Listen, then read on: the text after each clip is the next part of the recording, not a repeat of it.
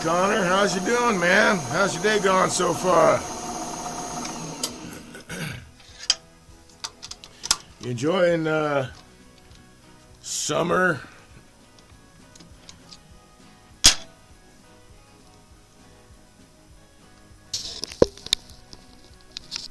Howdy, folks. I'm Dave, and I'm a woodturner.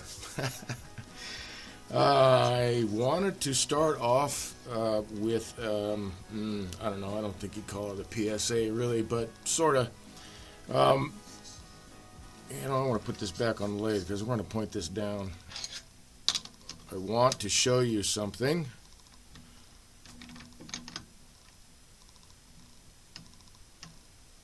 And it's something that, as wood turners, we all should be aware of. And even if you're not a wood turner, you're just starting out, or you're a woodworker, I'm sure you have similar things going on. So let me get this started again. Let's point the camera down. Not too bad, but do you know where the next meeting is at? I believe it is at Jim Scarcella's house, but I'm not totally sure on that one. Possibly, excuse me. Jeez, I got this weird phlegm happening. TC Smo should be on. He might know right off the top of his head. I'd have to look it up. Are you getting the club emails, Connor? You should be getting club emails. If you're not, we need to figure that out too. So what I want to draw your attention to is if you look right about this area, maybe I'm too high, right about in there. You can see every once in a while a little glimmer, glint, some different color change. It doesn't come around all the time because of the speed of the lathe. At the same time, I imagine if I monkeyed with the RPMs, it would stay in one spot.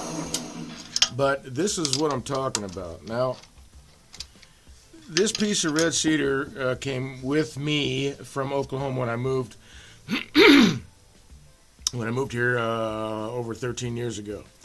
I really like working with cedar, except for the dusty part of it when it's seasoned. But here's something that I did not expect. I'm always trying to keep an eye out. When I was turning the outside of this, I thought I got a catch, and I couldn't understand why that would have happened. It didn't give me any tear out or anything. It knocked my tool away a little bit, and I thought, that was weird. Maybe I hit a harder piece of wood inside the cedar, because cedar will have often branches that let's see, I thought there was one on this guy, but there's not. It will often have branches that don't make it or they get grown over in the tree, and those can pick up some of the sap and resin and get pretty hard. So I thought maybe that was what I hit in the outside of the bowl. I hadn't seen anything, but you don't really know until you get into hammer grips. Yeah. There, you would probably know, right? How's your day going, man? You've been turning some cool stuff, dude. I like those bowls. Anyway, let's see. I just lost my train of thought. Turning green red cedar is not as bad, but the seasoned red cedar, it gets really, really dusty. And although it smells great, the dust particles can be really fine. And then I'm going to call it the camphor. It's the sap in what I've seen from red cedar turns into like little crystals, and they'll shatter into really fine powder. They smell great, but I don't want to have a lungful of them. So usually when I'm turning red cedar, actually all the time when I'm turning red cedar, I'm wearing some kind of respirator or filter. But getting back to what I was talking about, I say, and I mean it. You don't. It's like getting into a log. It's like Christmas. You don't know what's in there until you start carving away at it, turning it, whatever. So I got doing the outside of this piece, and actually, you know what? I want to bring the camera up because I think holding this thing up will be probably a little bit better. So the thing that you saw flipped around and glinting, and what I thought I got a catch on, was some kind of wire that was embedded deep in the tree that I had no idea was even there. You couldn't see it from the outside. In fact, I had gone in, what is it, about 2 inches into the timber before I actually hit that. And that's what I thought was a catch was, in fact, that metal, the edge of my tool catching that and pushing me way off. And trying to dig it out, it's like individual so it's some kind of cable or something. It's individual braided wires, and I figured, all right, well, I'll carve the outside, which is what I still intend to do. But I figured, okay, let me make the bowl. So I got, and I'm really happy with the curvature of the bowl. You can see, if I turn this the right way, how the shadow line, that's a really, really nice curve in there. But right here is some more of that metal. It is far away from where this piece is. It's actually way over here, where this piece is off to the side. So I'm assuming it's the same thing, and I don't know what kind of wire it is. I'm still going to carve it, but I'm going to make that a feature now. But that's something that you really need to be aware of. You'll find nails, chains, barbed wire, all kinds of metal stuff buried in trees that the tree grows over. And you don't know what's in there. So, as I'm turning, I'm usually stopping, taking a look, and seeing how things are going for me and all that. And at the same time, I'm always looking for that kind of stuff. So always keep that in your mind.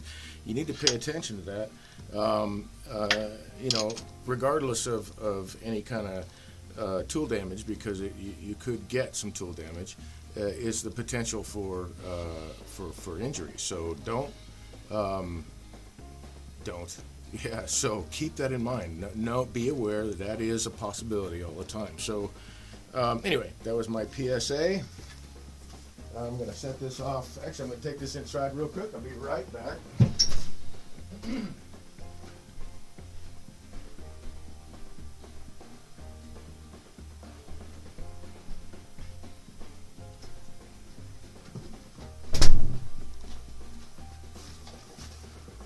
Anyway, I felt really fortunate about that because, it was just like, it felt like a minor catch. So I just caught the outside edge of that wire. I don't know, I really don't know truly if it's all braided together, but it's a bunch of different wires, so I'm assuming it's some kind of cable. I tried pulling wires out, but it's embedded in there pretty deep, so I'm going to carve around it, make it a feature. It'd be a project I'll do another time. So I have instead, I was going to play with that, but I have this instead, or in addition to, let's put it that way. Oh, you found out, let's see, I've got to go back now because it looks like a derailed brain choo-choo. Yes, sir, that happens. That happens. Hammer grips. I'm assuming it is at the meeting is at Jim Scaricella's house. From a fence, maybe. No, actually, yeah, that's another thing. This timber. That's another thing. This timber came from Oklahoma, from the DNR in Oklahoma. There was some tornado damage, but also they had to thin out some cedars out of a grove. So I had a friend who was in the DNR, and he said, "Hey, man, we got some trees coming down. Do you want any of this cedar?" And I'm like, "Yeah." So I got, I don't know, at least a dozen logs. I think it was. They were all about 10 feet long. I got I don't know, at least a dozen logs, and over the years I've been slowly whittling away at it. I don't have much left, but they were actually live standing trees on DNR land near one of the dam projects. So it wasn't open like public, and I don't know if it was in the past. Or if, maybe that was a cable or something that the DNR strung up at some point to keep people out. I have no idea. But no, it wasn't from a fence. But finding a bullet, that one I haven't done yet. I know they hardened the lead, so, but I don't know how that turned. You have to let me know. Did you have to dig it out, or did you just carry on with turning? I would think that a cutting tool might still slice that. I don't know. Probably dull it pretty quick, though. By the way, I'm going to bring in some 2-month-old maple banks. Cool. So anyway, it doesn't matter where you're in the forest. I mean, if there have been people there at some point in the past, you may find some metal in one of your logs. You never know. All right, so going back down to this feller here. So I'm working on another art piece, kind of a sculptural kind of deal. So I was making another bowl for the piece. And I started with the red cedar because that's what I really wanted to use. Instead, I'm going to use this ash, and then I'm going to wind up painting it. I'm not going to paint it. I might paint it live like tomorrow evening, but not tonight. But anyway, I wanted to bring your attention to this ring, or this rim is actually going to be carved down. I want to have something similar to like loving cup handles, but notched in, because these need to sit in between two posts. So I've got a crack here, but it's in the exact right spot that's going to get carved away anyway, so I don't care about that one. But I'm going to have to carve this around, and I had to make sure that my surfaces lined up. And what I wanted this to have was a slight, I wonder if I can get this in the right position, tilt it up just a touch. So right here at the very bottom here, I wanted to have a slight curve there, and then I wanted this to have, sorry, I'll go to this side, this part right here just to have a slight curve. So if you follow this line all the way through, you can see that very slight curve carries through the rim, and then it comes out through the top. And that takes it takes practice, but I wanted it to look like this was a separate piece from the rest of the bowl. So it's going to have this bead here, then so what I'm going to do now is hollow this out, and then I'll be able to put it aside to carve it later. So it's no different than turning any other bowl.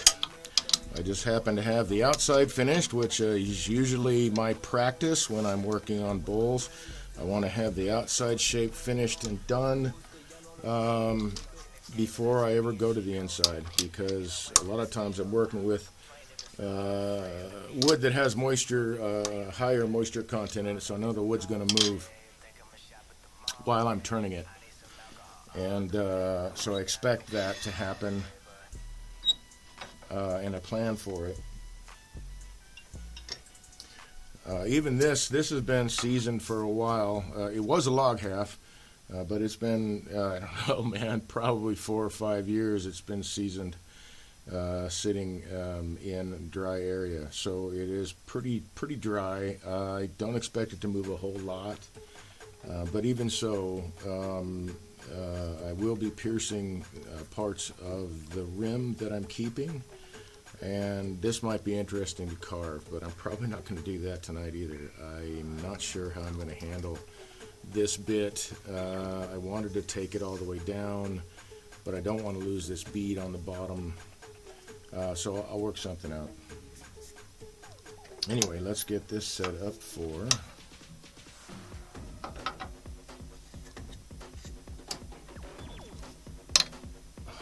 not the ball. Still too. I think I'm going to do what it was. Oh, sorry, I didn't catch the last bit yet. It was very soft lead, cut right through it. Yeah, cool. Were you using like tool steel or come on, Dave.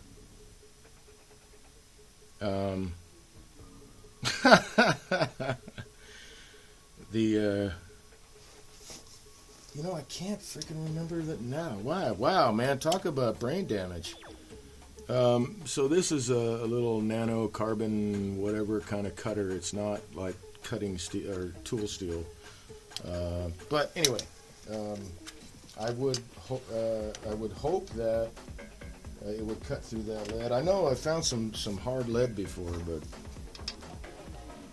and I can't remember what they treat it with. I think it's antimony to make it harder. Alright, so everything's running true. I started on this yesterday. Where am I running at? Oh, that's pretty good. Well, 400, but you know what? I can still turn it at 400, right? I'm choosing not to. Just tighten that guy down. Oh, wait, actually. I need to have it over this way. So as I get down into the bowl, I can put the end in. Not be sticking out so far.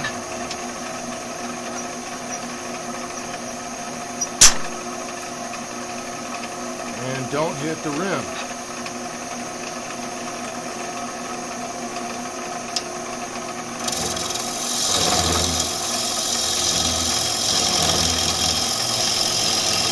So I know that I'm looking to have about the same wall thickness as this.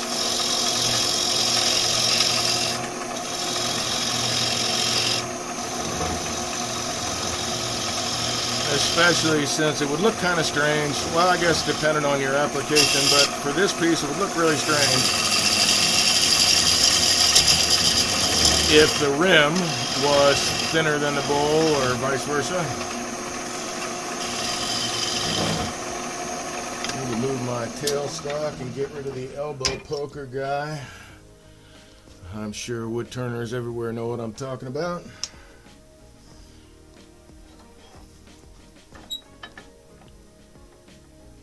Alright, so I think since it's seasoned ash, it's pretty hard wood, but I still think I am going to, and I gotta match that curve on the inside too now that I think about it. I think I'm going to go in stages. So I'm going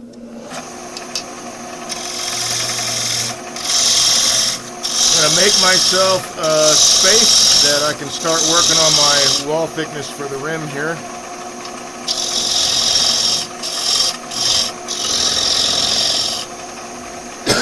Excuse me.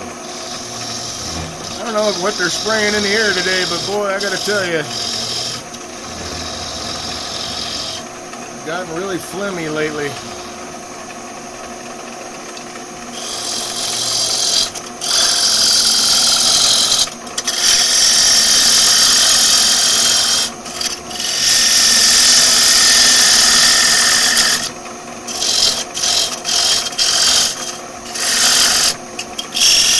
Gotta love working with sharp tools, man.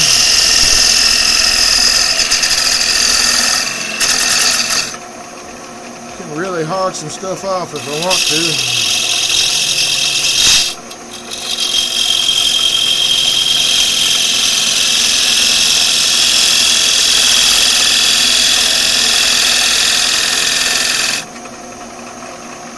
Alrighty then.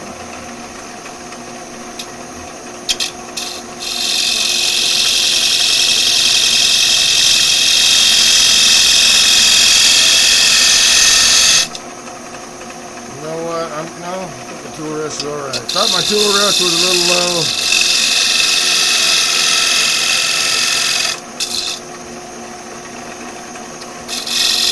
The problem isn't the tool rest.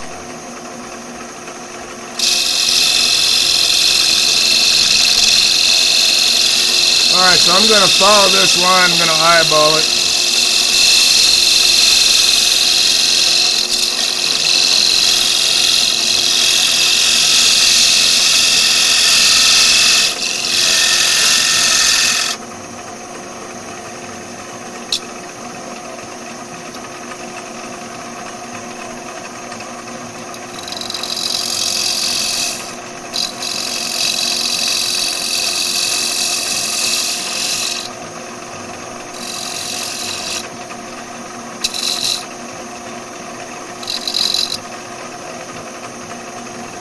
That is about the right thickness. So right about there. I gotta take that curve in just a little bit.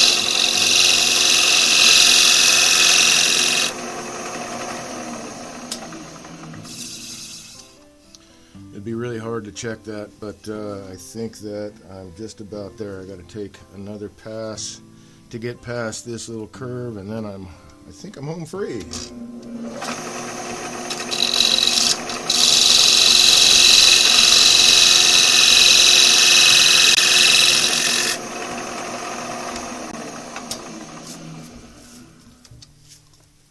So as you can see, or at least I hope you can see, I'm not struggling with this. I'm not using a lot of force, and it's not necessary. Using a lot of force usually is not necessary. If you have to use a lot, in my case, it means that my tool has gone dull. So it'd be good to check that if you're having to work at it too hard.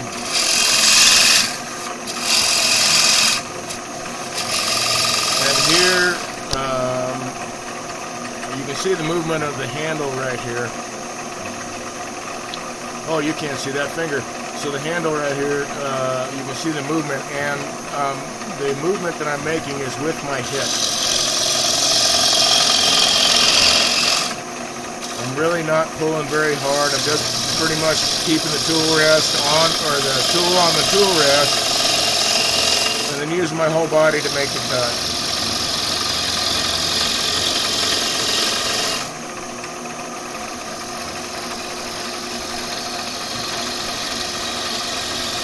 One of the things that I do find working with seasoned wood as opposed to green wood is I got to slow down a little bit, because green wood cuts a little bit easier. But you keep the rule that keep it in mind that you only go at the pace that the tool can actually cut. You'll be groovy, man. Not carbide, yes, thank you. Carbide is the word. I don't know why. I got the car part, carbon. I'm like, car, what the heck? My brain, it must be age. I don't know. Maybe it's what they're spraying in the air. Thank you very much for that, but not carbide, okay. Let's see. All right. So start going for the next stage now, which is basically in here.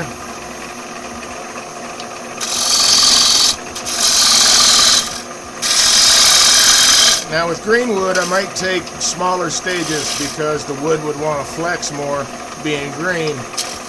But this is seasoned ash, so my stages are getting a little bit bigger because I'm pretty sure the wood will be able to handle it.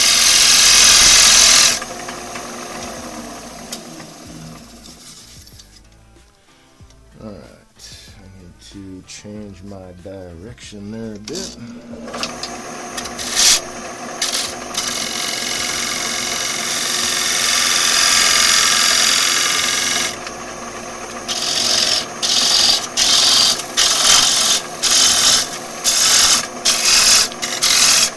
Alright, something just is not right with this tool rest. It's not at the right height for me. I thought it was. Let's try that.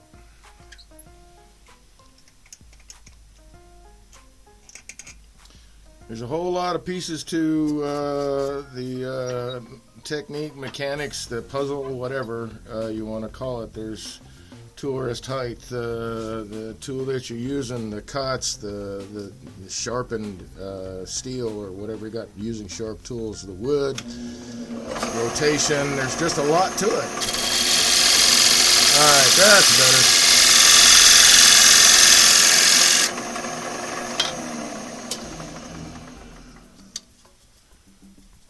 That's about right.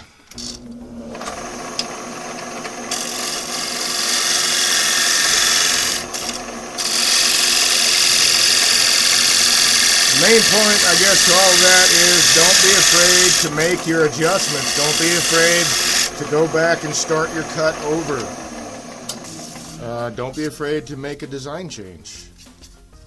Oh, you know what? I just realized. Hold on one sec. I just realized the compressor is on and it might kick off at any moment. Well, no, not at any moment, but once I start blowing air, it will.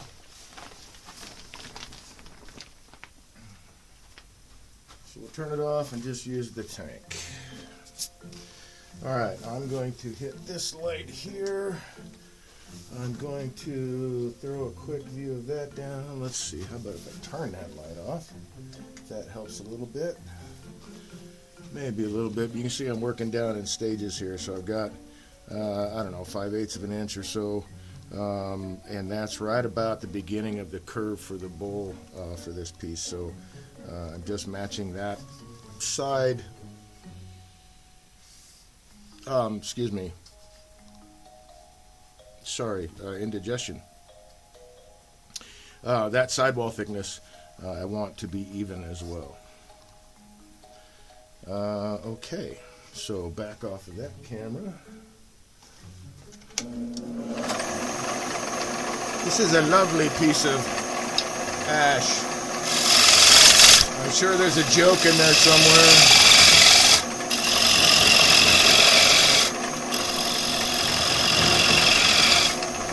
So I'm just taking more mass out of the center. It's not supporting anything out here, and it's getting in the way of the tool. So since I don't need it, it can go.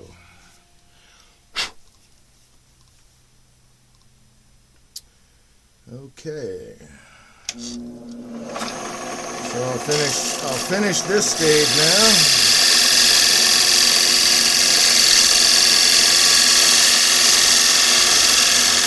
And it's just thumb pressure. My thumb is the only thing pushing it forward.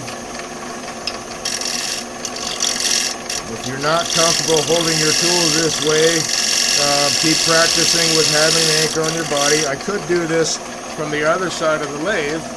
I could stand on the other side of the lathe and then have all the contact I needed all, on my body and all that. But I've been practicing this long enough that I can be pretty steady with just that anchor point. And then where my hand sits.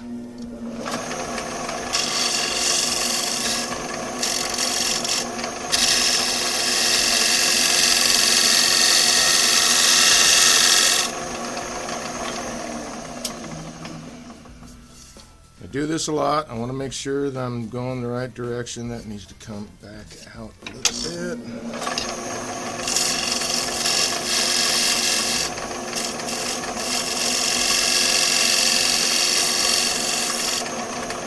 I could use one of those wire thickness gauges that, you know, would wrap around all the way, but okay, that's it right there. Cool. But I've developed a feel for it too, so and I pretty much imagine that the more practice you put in, the more that you'll get a feel for that too. I probably use the word practice a lot, but that's the only way you're going to get me better.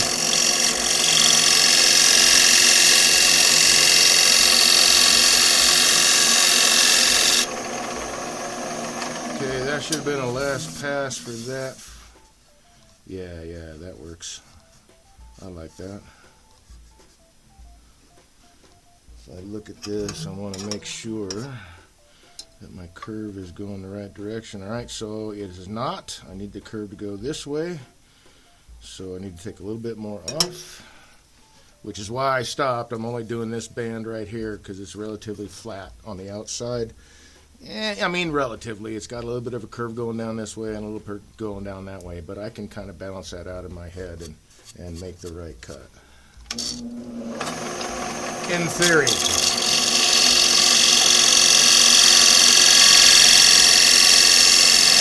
Again, just thumb pressure. It's just my thumb pushing the tool. And it's not stressful because I'm only pushing as fast as the tool can cut. It's not very much pressure. Turning is really a lot of finesse. Okay, that's what I'm after right there. I think. Let's take a look. Well, a little bit more down on the bottom.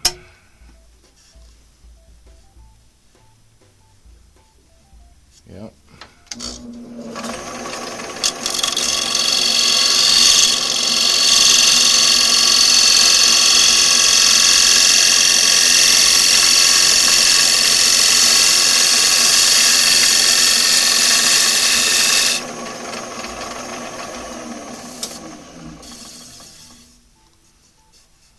Feels curvy.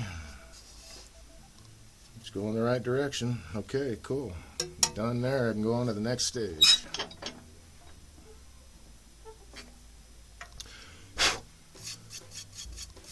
I'm doing my best to pick up everywhere I've left off. I'm not super concerned about this.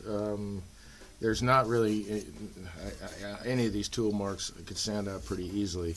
This is going to be painted, but I'm still going to give myself as good a surface as I can to lay that paint down. And I do not like this rim. I think I'll sand that though.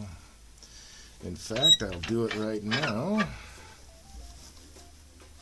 since I'm at a point that it can support itself.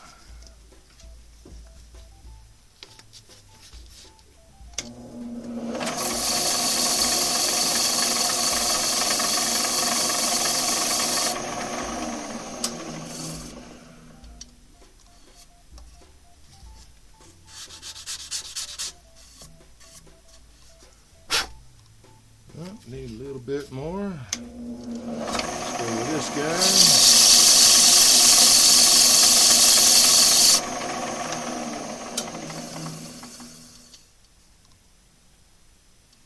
That took care of it. All right, go back to my 220.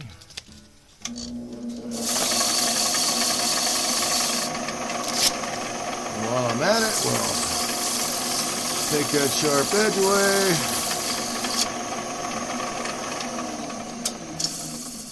Whoops, I just put a fingernail mark in it, did I? Yep.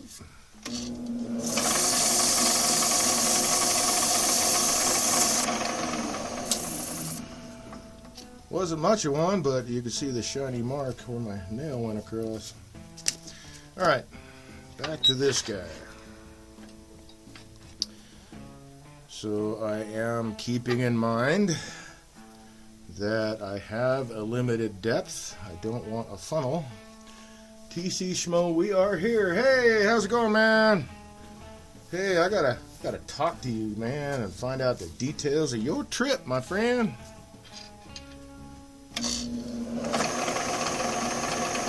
Okay, so I'm starting the curve now. Let me take a little bit more out of here.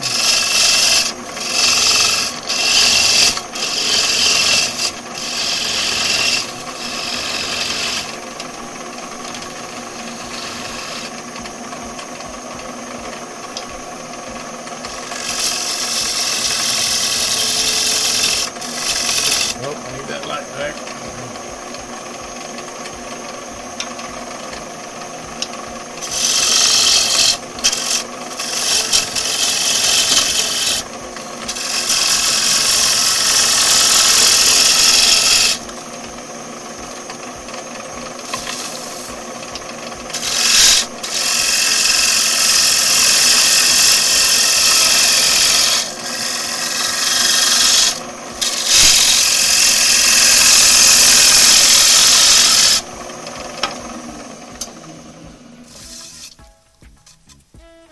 See how I'm doing there? I gotta take the bottom half of that in more.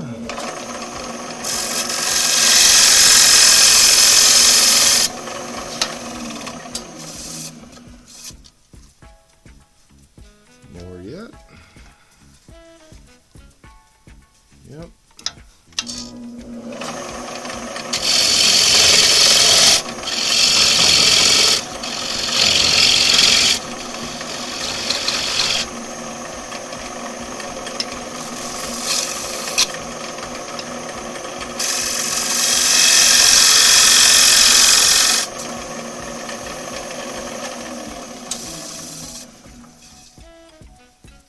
So before I get to my final wall thickness, I want to have that curve be spot on.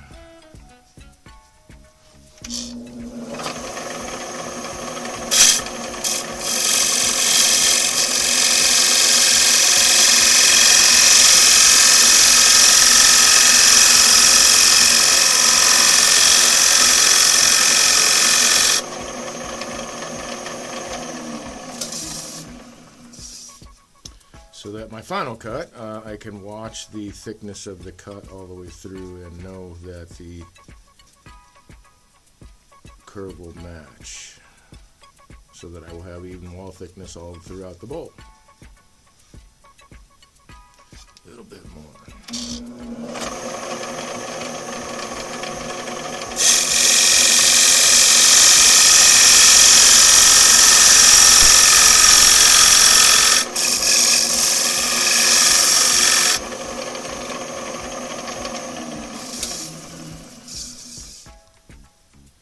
Alright, there we go. I think I might be a little, yeah, really close.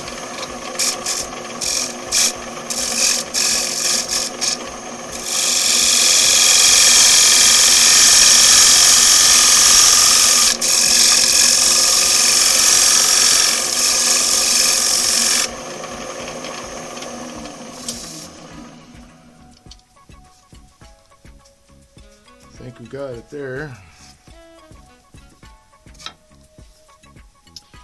And I think I will switch to a slightly longer tool rest,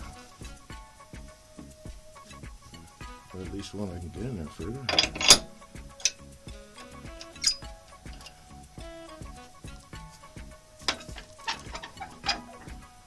Which I suppose equates to the same thing.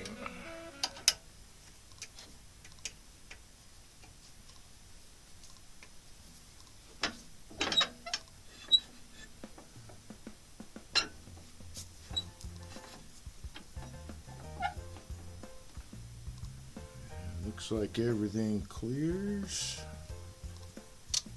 Nothing's rubbing. All right.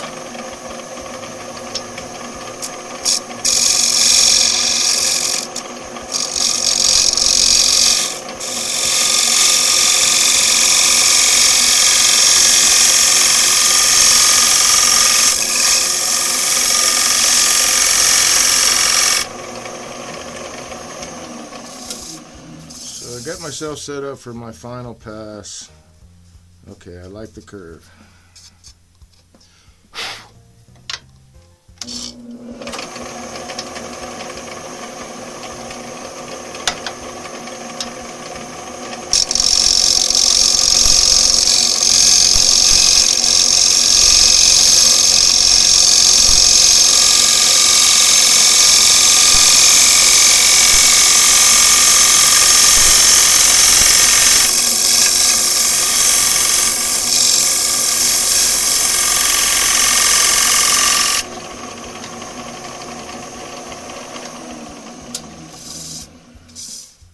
Yeah, very nice, very nice.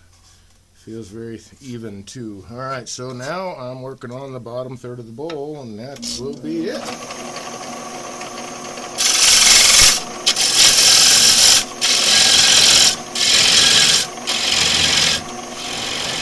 Well, I guess that's kind of a relative statement. I still got to do something about the foot, don't I? Except that, well, take it off. It's going to be a round bottom, I believe. All right, let's see. Magic pencil. What do we got in chat? We are here. That's a cool sanding disc holder. Oh, yeah. Hey, man. We can talk about that. I get these from Vincent's Wooden Wonders, these sanding paddles, and they're Velcro on two sides. Plus, this is one of the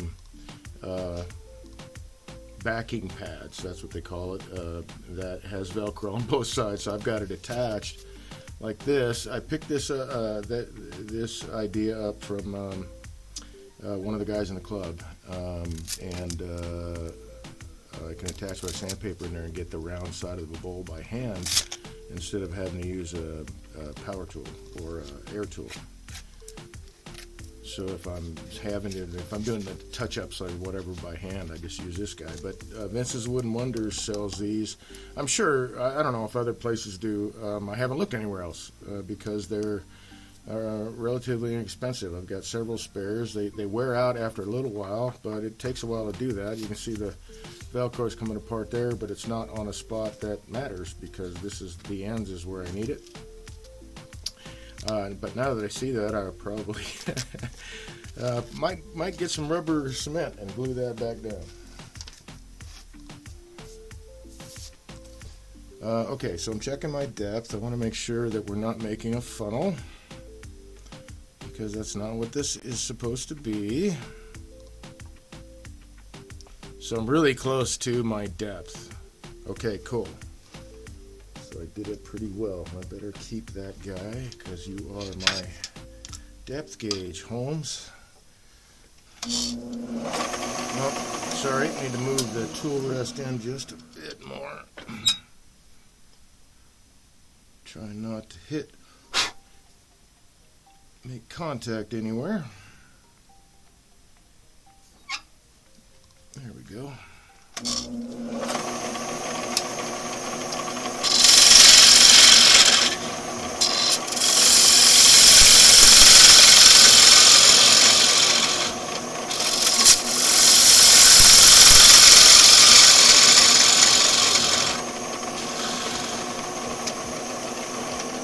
You know, this is a deep bowl. I am going to have to go.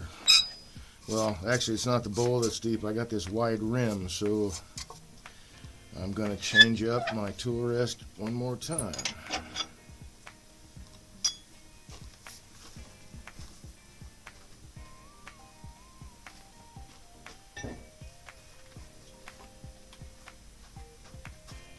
And we will get the really long guy.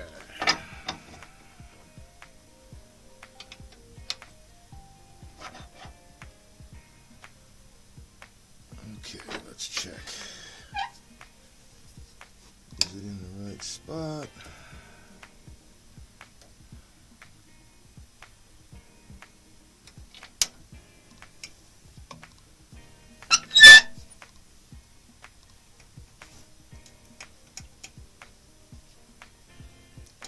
You're not supposed to move, dude.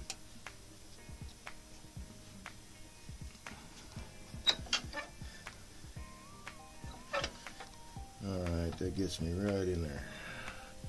And out of the way of that guy. Okay, depth gauge.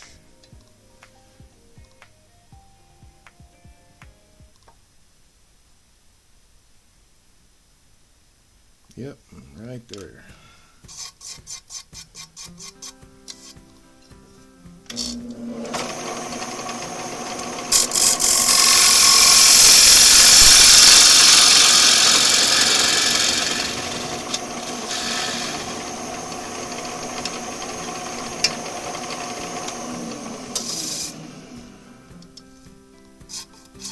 Clear the shaving so I can see.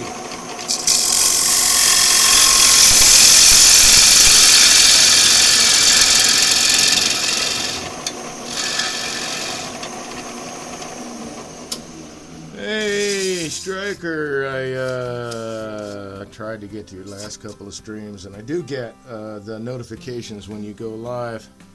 I just have not been able to make it yet. It will happen. There we go. Alright, so I got to finish my curve here in the bottom. And, sorry, it says, so a Velcro baby you have for sanding very neat. Yes, Velcro baby. Yeah.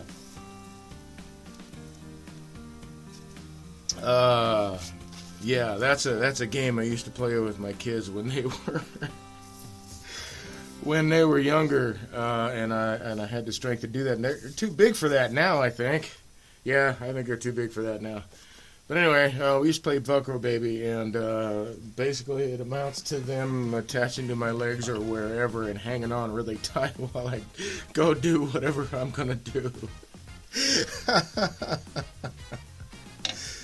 Okay, I'm gonna raise this up. So what I'm gonna do to complete that bottom curve because I want to. Come on now. Well, actually, you know, I could cut the other way. Yeah, we're here.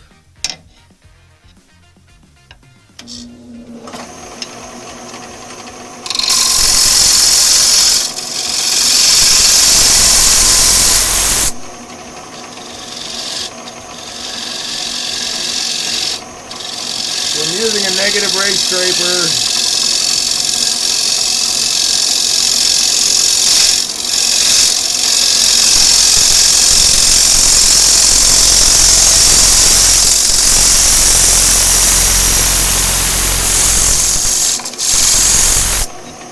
With a drawn burr on it. I did that by hand, and they tend to last longer than just throwing it on the grinder. And I think that was just about it. Yeah, just about. Oh, that's the problem I'm having, darn it. I need to get another, probably a center tool rest, a long one that has that bar on the top, because these get dinged up a lot and I have to keep redressing them, and they're not as slippery as I like them to be. So we'll go back to this guy, which, look, it's a center tool rest. This top bar here, man, is really, really nice. When I need to make like really slow controlled movements, then I need something to slide across like a scraper. I really like using these, and I like using it for the skew because it slides right across there. Make sure that's solid. Okay. And then I can make a smooth movement, not get caught up on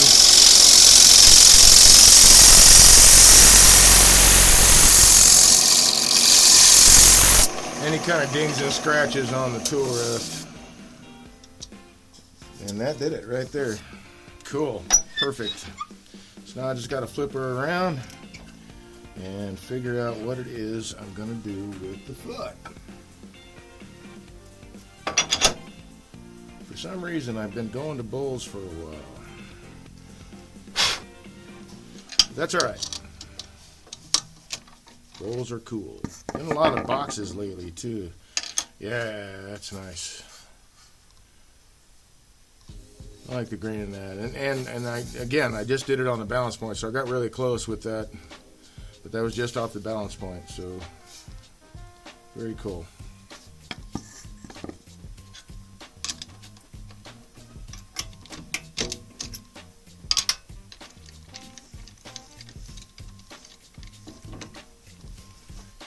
Now, the reason that I used a negative rake scraper, for those out there who don't know, I can get this now. A scraper has to be used at less than 90-degree angle to the cutting edge, from the cutting edge to whatever material you're turning. So the handle actually has to be up a little bit because you want to be hitting center of the piece as it's rotating with the handle up a bit, so it's mostly the burr that's tracking through there. And because I had a lot of thin, this is all the same wall thickness now, I just needed to get right into this curve right here.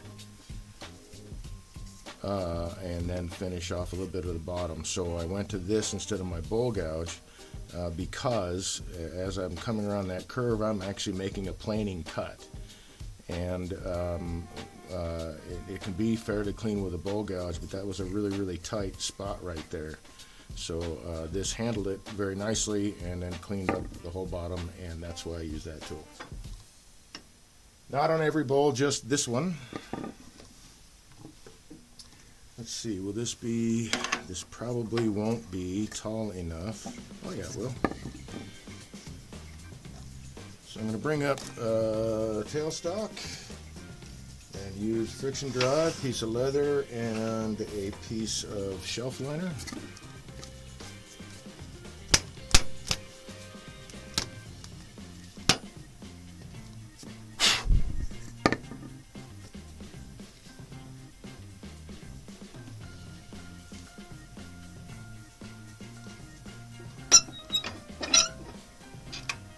comes the balancing act. Okay. Move that guy out of the way for now. Bring this guy up, we'll get it centered and running true. Now I put you over here. That's not the guy. There it is. Get my live center here. A little closer than that.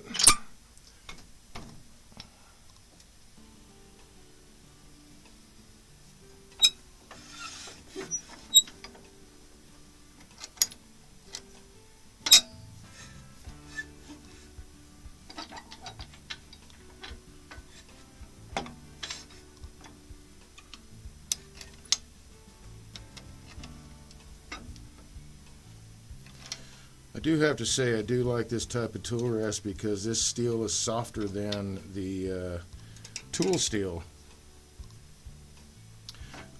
which was really nice when I was starting out as turning, because I did get a lot of catches, and so the tool rest could handle that and take the damage. And then I'd have to dress them up. This is actually my second tool rest from, I think, is this my second one? I think this is my second one from Lyle Jameson, and it's too low, I think. Nah, maybe not. Because maybe I'm, oh, no. This is the only one I've gotten from Lyle Jameson. It was 2 tool rests on my very first lathe. That one of them I snapped. Yeah, we're not centered yet, and you need to move.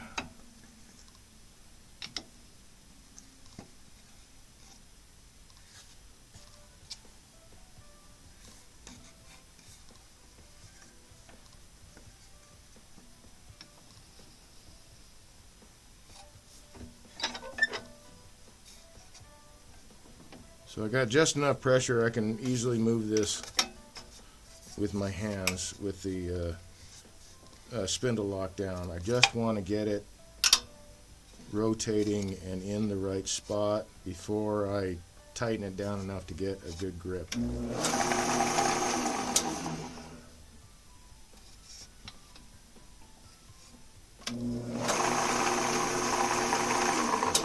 So I really need to get it running true, or as close as I can get.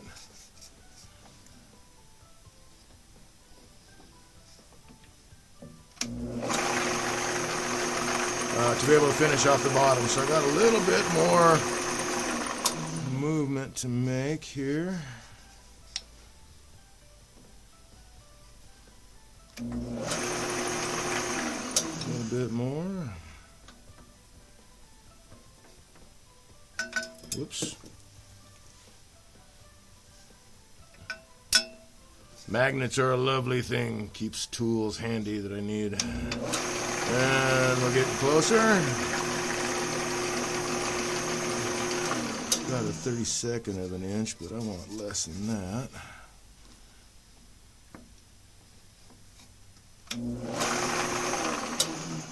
Come on now.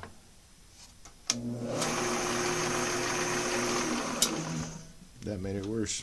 Oops.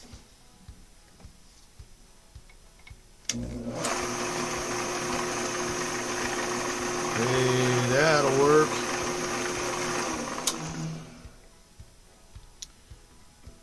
Let's just make one more tiny adjustment here. Oops, that was too much.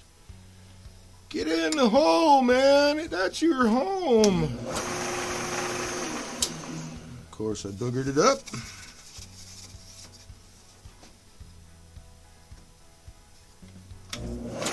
There we go. That'll do. Alright, so now I'm going to tighten it down so there's just enough pressure that I can't turn this freely. Doesn't take much, but I just need just enough grip on it that I can turn and cut away material, but not so much that I'm pressing into the bottom of the bowl with my my base block and leaving a ring in there. It's a lot more important when you're working with green wood, because or softer wood, because they will definitely take an impression pretty easily.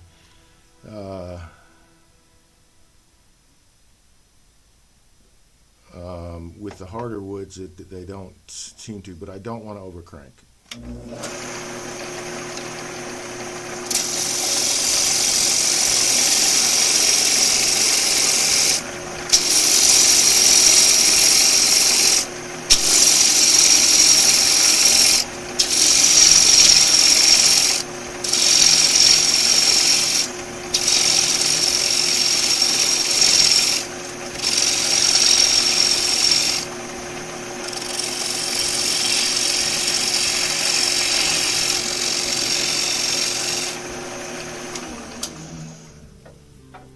Alright, do I want a foot on this guy? I don't know. You know what? I think I will. But how am I going to do? Well, I guess I'll have to use an expansion joint. Maybe.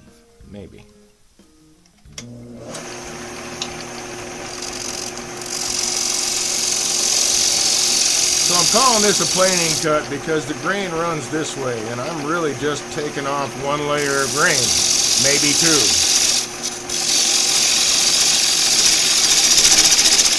That was a little bit too heavy of a cut.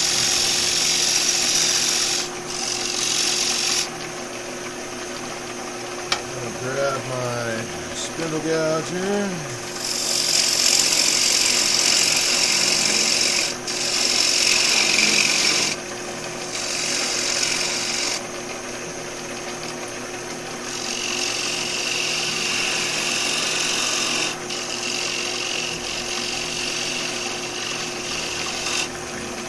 Alright, so the foot has to have the same thickness as this. I got the tenon down to a little bit more manageable size for my bull gouge.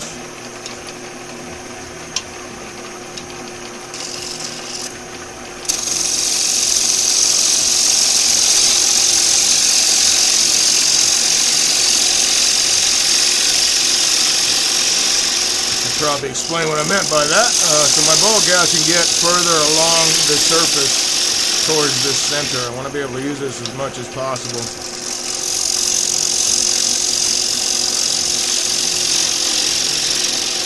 Because it's my workhorse, man.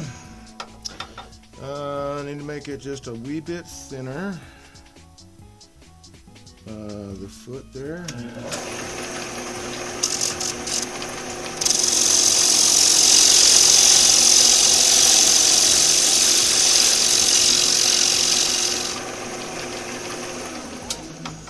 Double check that it's concave on the bottom, and it is. That's about the same.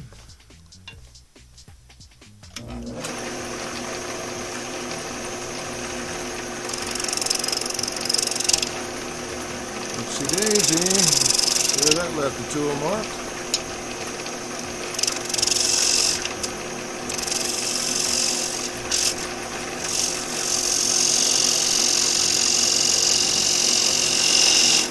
Too thick. There we go.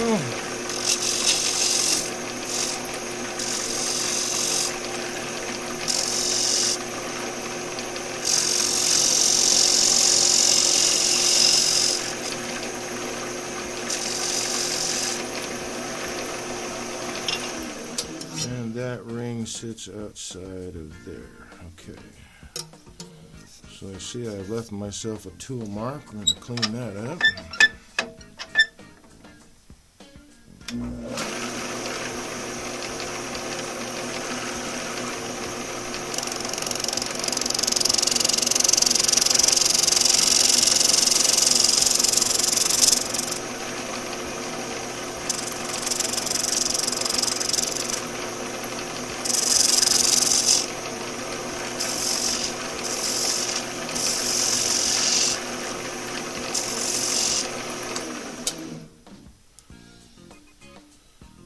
Cool, that's gone. Fortunately, it wasn't very deep. think if it would have been a disaster, because this is not very thick. All right, 220. That was 180. Here's my 220.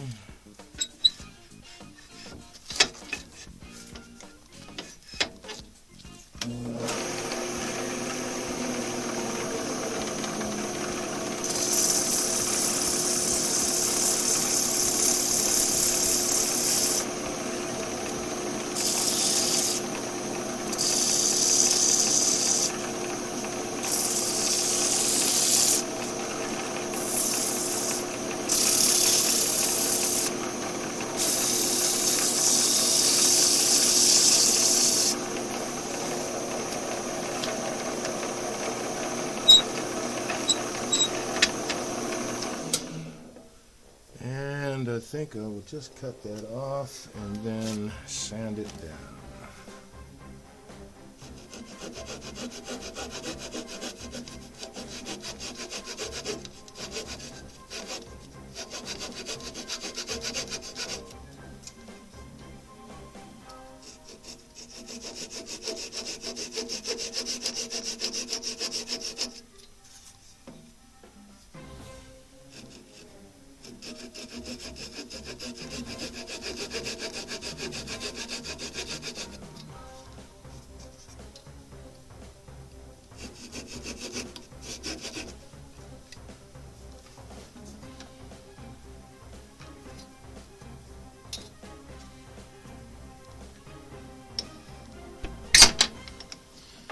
Okay, elbow poker guy, away you go.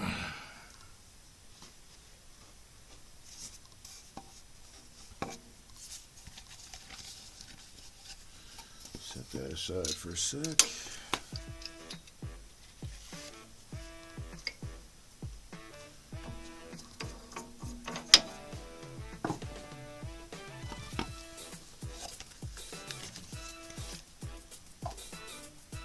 Hey, that's almost like a bowler hat, isn't it? Hey, maybe I should try to turn one. Okay, so I'll just sand that off real quick.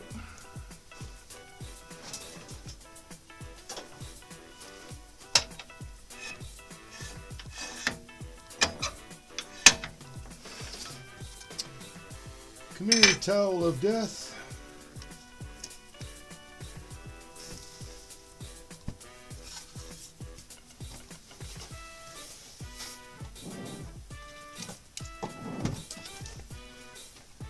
Grab some air tool oil. 2 drops of that yummy goodness.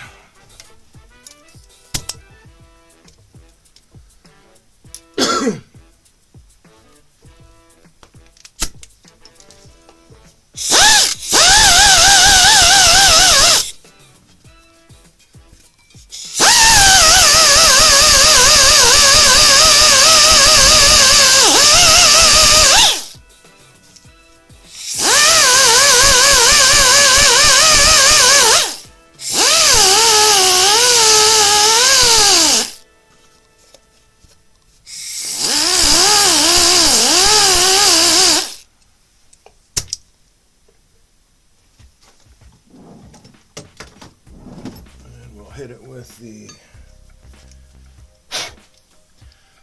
Grex sander. There's the tool oil. Oh, yep, put it right there. Ooh, that's CA glue. We don't want that to spill.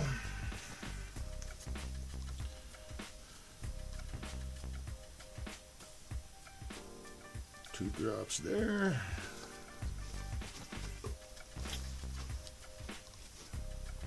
Oh yeah, and I need some abrasive on that, don't I? Where are you? Where are you? Where are you? There you are. No,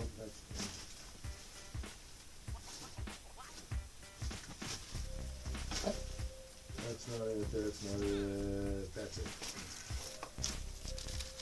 Had 320, 600, 400, 180, and 150 over there. Hiding my 220.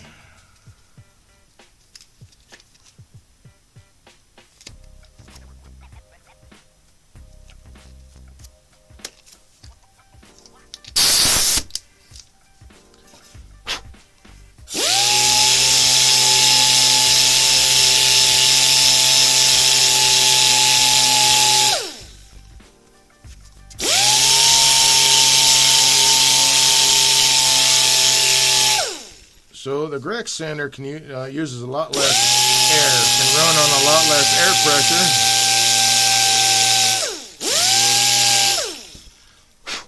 and still be pretty effective. I think if I remember reading right, it was 2 psi that would run at. And believe me, I've done that. Or at least whatever the lowest range is, because I've run this compressor all the way down to nothing.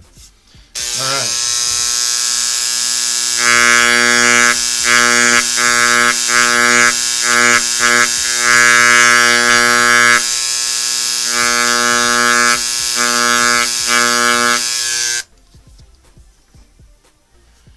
And then the rest is just carving out where I want my handles to be. I'm not sure what I'm going to do here, but if I remove the rim, I'm going to have to carve that curve into it, which, I mean, that won't be terrible, but I just got to figure out how I'm going to do the handles there. So anyway, there's a finished bowl, and then once it's painted, I'll be able to show you all on a broadcast. I'm hoping to, well, my idea is that I'm going to paint it to look like brass. Yeah, so anyway, let me get this out of the way.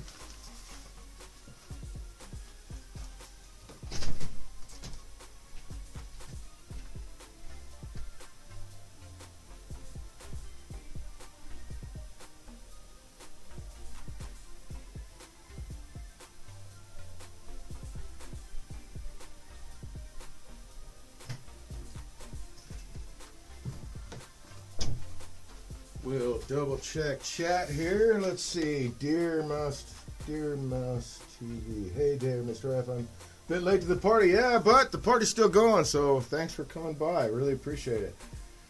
Sorry that you missed the finishing off of that bowl, but now I will do a little show and tell. So this is that piece of cherry burl box with walnut that I turned. I guess it's, was it last week? Last week or the week before? I think it was last week. So anyway, this is what it looks like finished now. I'm really pleased with it. It looks very nice, and I don't expect that this crack in it will go anywhere. It was more of a void with a little bark inclusion, so I guess I can't really call it a crack. There is one there, but it's cherry burl, and I'm sure it will survive just fine. I've left it a really nice thickness for the box, but I like the way that it turned out, and so that's this week's show and share. I think that was all there was for this one. So, be right back.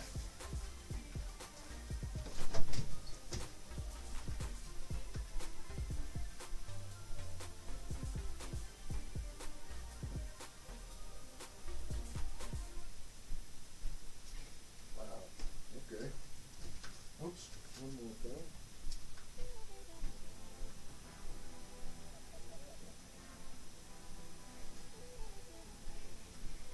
Hey, fellas. Going outside. Okay, hold on.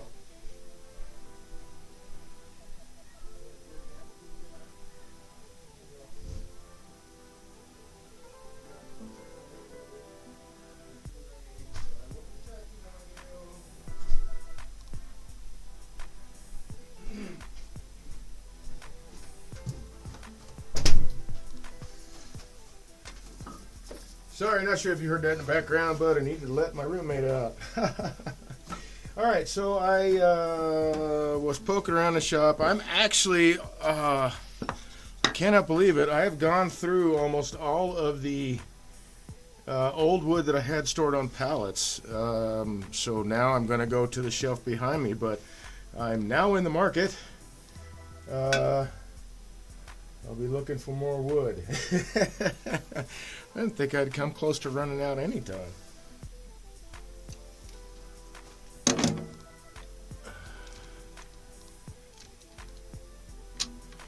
All right, so this piece of box elder was a few weeks back.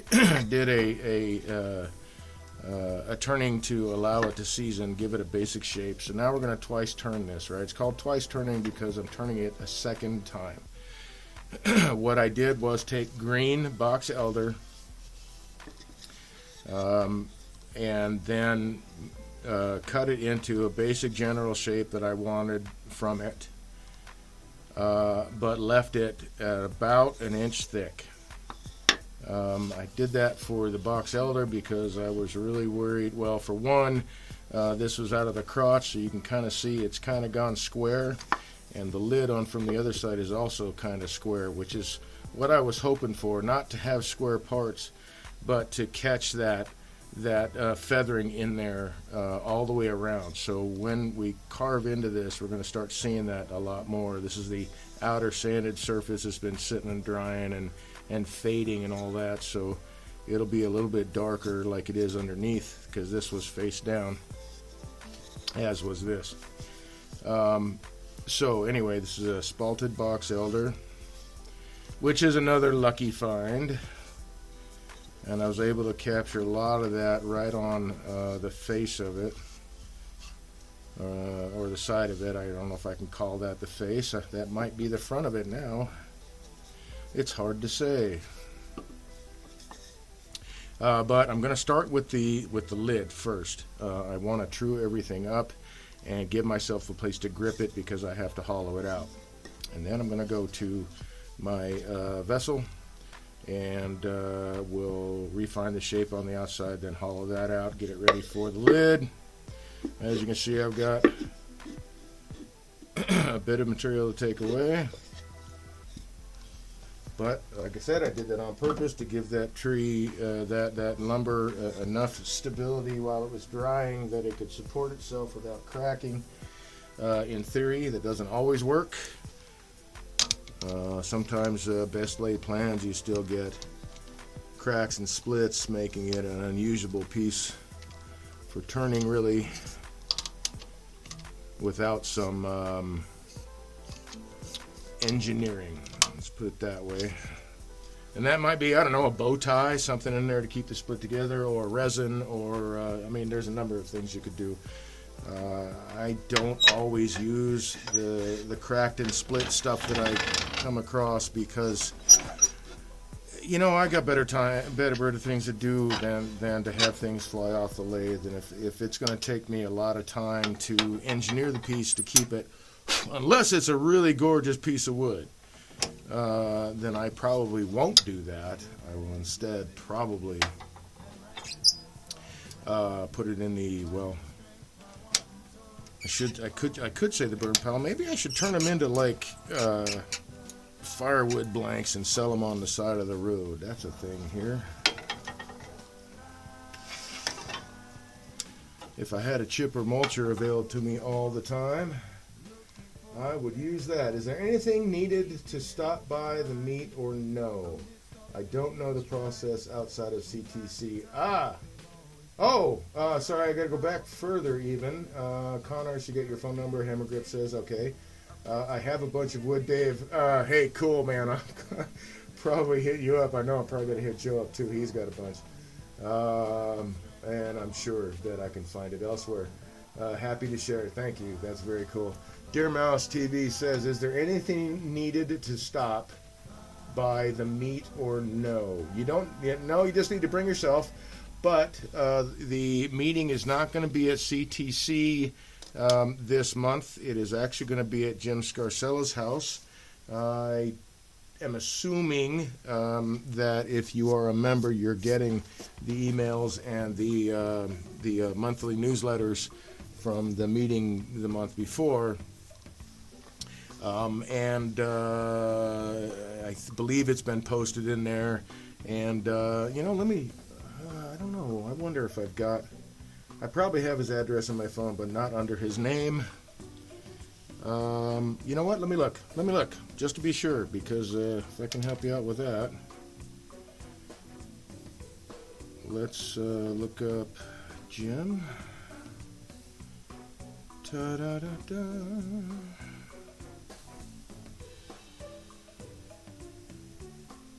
Oh. Wow, I guess I don't have his number in my phone. That's That needs to change. What was I looking at? Oh, yeah. TC Schmo, I know you've got his address. I'm not going to have you... Let's see. I know that it is in Williamsburg. I think the address is 11325 M72 East in Williamsburg. Let me look at that on the map and see if that is, because I remember how to get there, but I want to make sure it's not. That looks like it's accurate. So I believe that's Jim Scarcella's place. I just don't have it under his name. So 11325 M72 East in Williamsburg. If the zip helps you, it's 49690. And if Hammer Grips or TC Schmo, if there's a correction needs to be made, if you could back me up, I'd appreciate it. Thank you. But I'm pretty sure that's his address. All right, so I got this in expansion hold. I'm only going to shape the outside as little as I possibly have to, only because this is box elder. All the box elder I have found, especially in this area. Oh, you know what? Let me take this off and show you what I'm talking about as I'm talking about it. As far as I know, and this is just dealing with box elder that comes from here in Michigan, it's prone to checks, ring checks, which is why I left it really thick. So there's a ring check right here that I'm hoping I can turn away. If I get too thin, this could blow apart with the expansion hole. There's another ring check right there, and that one was started, but this is pretty dry now. So hopefully I'll be able to turn those away. They don't go very deep, because I did not see them on the inside, only on the outside. But you know how that goes. It could be that it is all the way to just under the surface on the inside, for all I know. I just don't know. So I'm going to take my time with this. I just want to shape it, true it up. And then we'll turn it into a lid.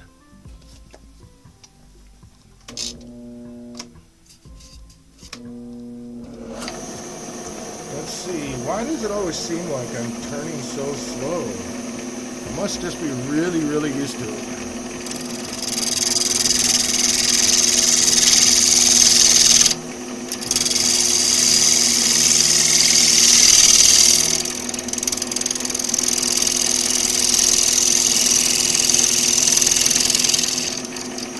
I'm trying to take off only what I need to true up the outside of the lid here. It's still not true.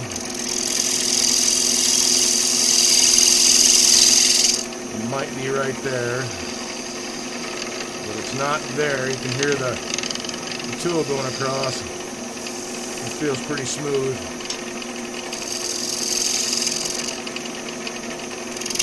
So I'm going to say that this part's trued up. I don't want to take any, as little as of the diameter of this piece away as I have to, because I have to hollow it out. I'm going to make myself a grip here to be able to flip this around in the chuck, and then I will do the same thing on the back and turn it back around again to be able to set a handle up in here, set that up. It's turning it more than I usually would, but this is twice turning, so I want to make sure that the wood is actually gonna survive.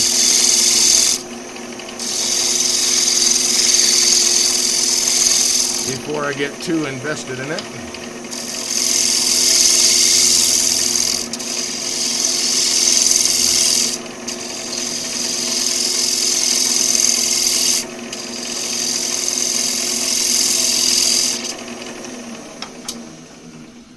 And I'm going to keep checking out these ring checks to make sure. Well, look at that. That one's disappeared.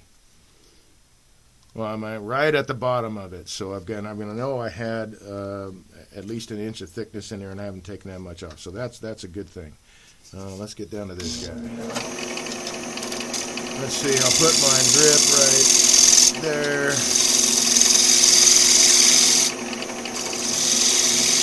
Kind of doing, well, kind of a modified pull cut, I guess you could say. I've just adjusted my handle a bit.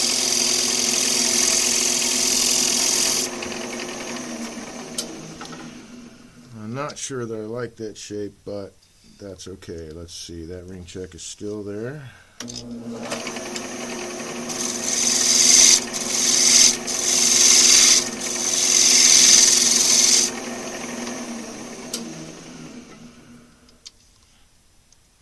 Still there. That might go pretty far through. Let me take it off the chuck here. Pencil. Pencil's right there. I'm going to mark that spot to know where to put it back. I still got a lot of thickness in there. That is almost 3/4 of an inch. So I can see it looks like it goes down another 1/4 of an inch. I'm going to try to get rid of it. Maybe it will become a feature. We will find out, or something I'll just need to fill. I just am not a fan of the ring checks.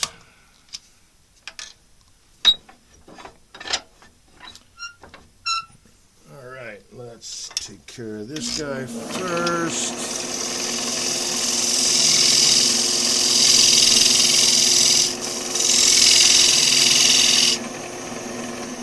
Good flat surface to grab onto. I really wanted a rounder. Well, let's change the shape of it then.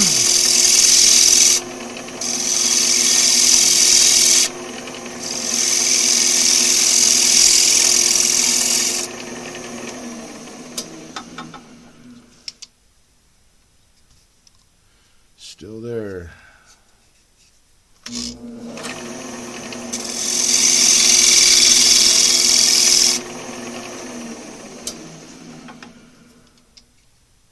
Still there. So it looks like I'm going to wind up filling that. But let's take this out and I can still go down some. All right, I'm going to take a little bit more off.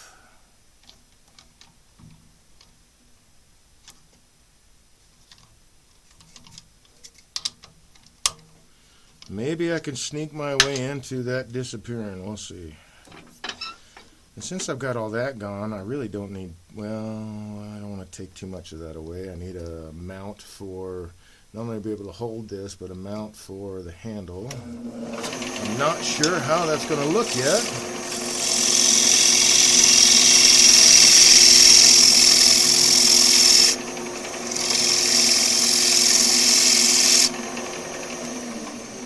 Push cut into a pull cut. I just exposed another one. But that one's still there. So this, I'll need to take this down some too. I will get there. Cannot get to my finger. Oh, yes I can. Okay. So I'm going to fill this crack, I think.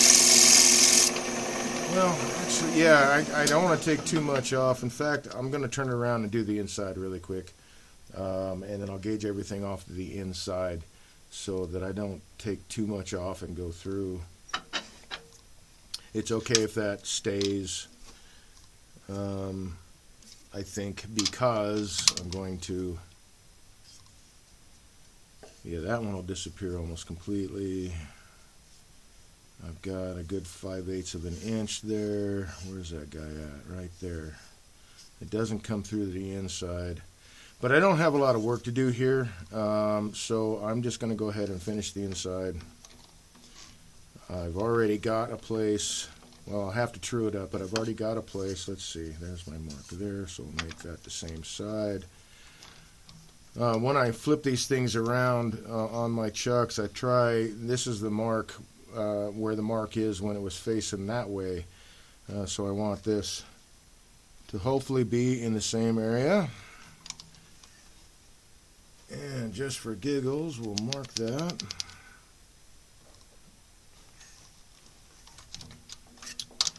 So I just need to true this up a little bit to be able to put the chuck jaws in there evenly all the way around. And then clean up the inside a bit, which I think I will just do really fast with my scraper because there's almost nothing to take off. That really didn't change shape very much. It was more this surface.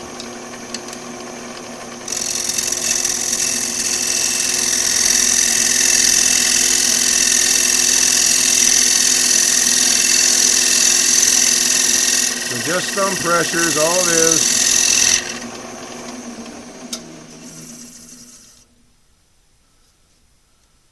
I think I'll take one more pass. Actually, I'll just pick it up down here. There we go. Now it's all even.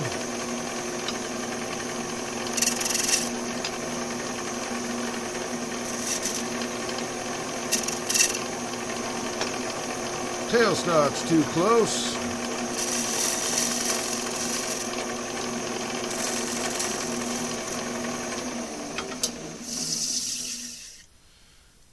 Now I got to think about the thickness of this dude.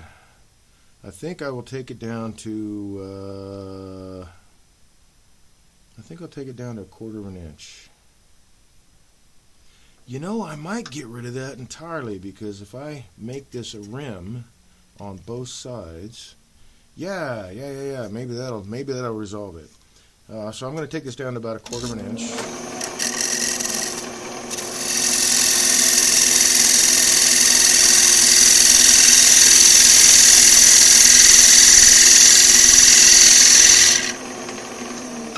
That works. And this wants to tear out a bit, so I'll use abrasive instead of the tool on this corner. There we go. That's trued up. Now I got to work on this guy. Box scraper and a 1/4 inch skew. I need to raise this up. Scrapers have to have less than 90-degree angle to the surface that they're contacting.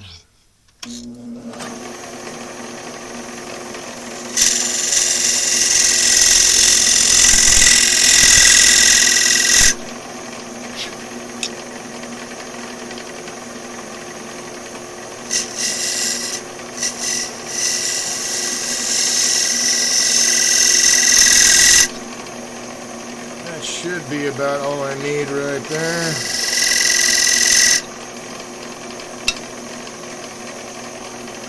Set it up for dovetail.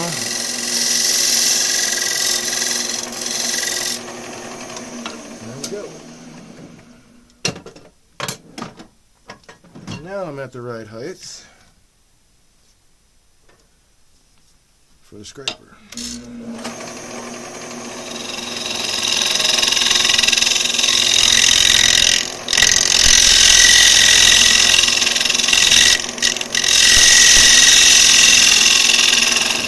Really hear all that feathering, that harder wood go past the tool.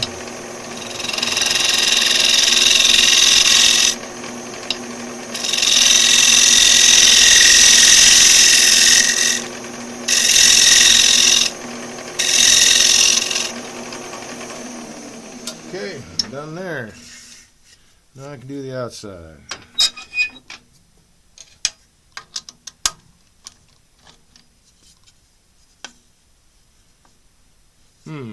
Maybe I should take that. No, we'll leave it right where it's at. So where's my, oh, my mark is now gone. Where's the mark on that guy? There it is.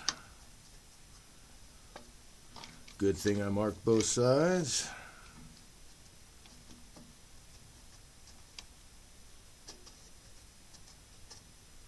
Looking for that little detente where I had hold of it before. Oh, I'm not even open far enough yet. There we go.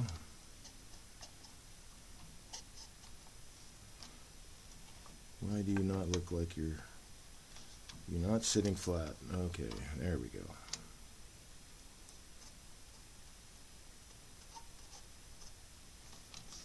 I think that's it right there.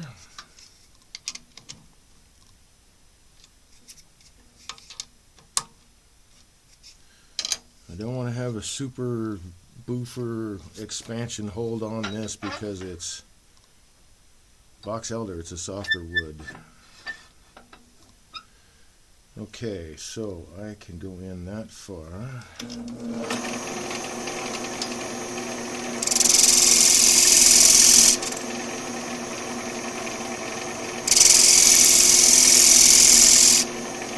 I have not moved my tool rest.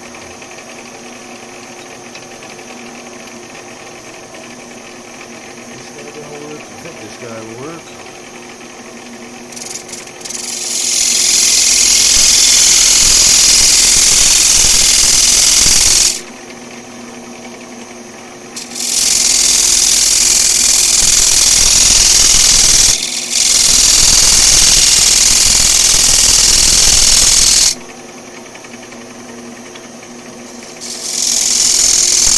Match the angle.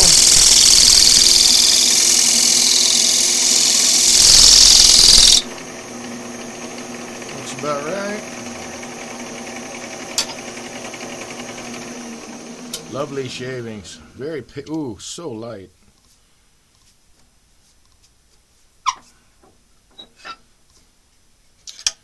Okay. That is not the correct side I should be working from. There it is. There's my mark. Yeah, that's even. Could I go in further? Nope. Right there is where I wanted to be. Now I start my dome. So my dome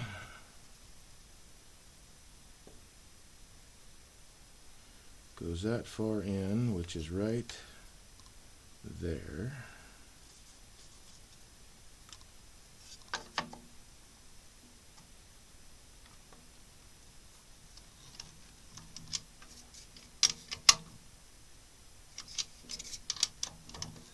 Keep waiting for the range to come, man. What's new in chat? You don't want to miss... Oh, I'm sorry, dear. I don't think my family would be too happy about me catching a ride with someone they don't know. Thank you for the kind offer, though. TC Small, where are you close to? We have people all over. Yes. I might try to get to a meet during the school year if the meets are still happening at CTC. More often than not, be in town. Williamsburg is a bit of a distance for me at the moment. Oh, gotcha. Yeah. Well, I think it's a bit of a distance for everybody. At least everybody lives here in town. You don't want to miss seeing Jim's shop. OB is working on some cool blanks for his demo. Ah, cool. You mean the one that he's doing with Lyle, the multi-axis hollowing? See, that's my depth there. So, no, Dave, you gotta change the height of the tool rest, sir.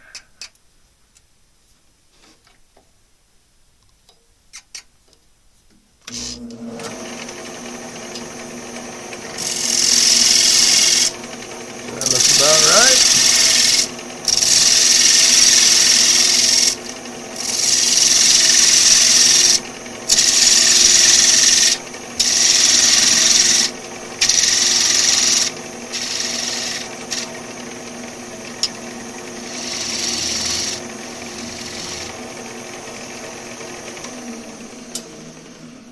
Nope, I can go further. Let's make it a little easier by doing that. Oh, great. They've already started the fireworks, too. I am not a fan. I was when I was younger, and I'm not like saying people can't celebrate or whatever. But I would appreciate it if you didn't fire fireworks over my house. I'm a military veteran and I don't like it. Thank you.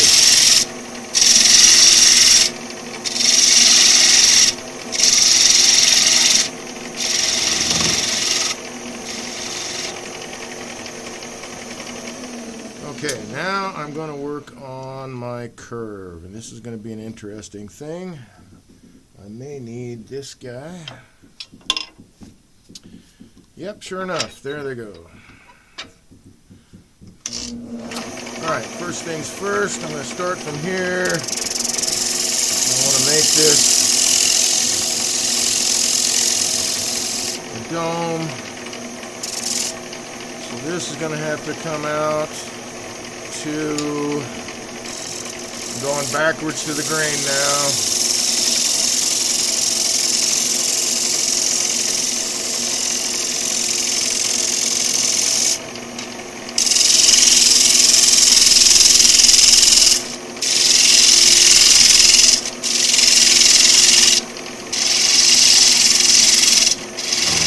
Whoa! Well, we're going to look at that and see what in the wood was doing that. Oh, there's the rain.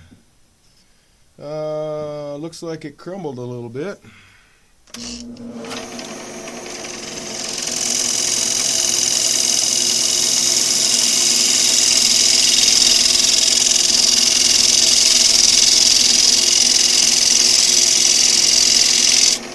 Got to be a good sized mount. I'm going to go back the other way with a shear scrape.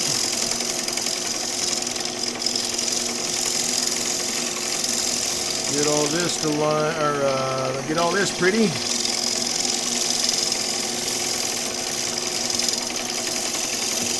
Try to limit the sanding I've got to do. I'll finish this curve with my spindle gouge.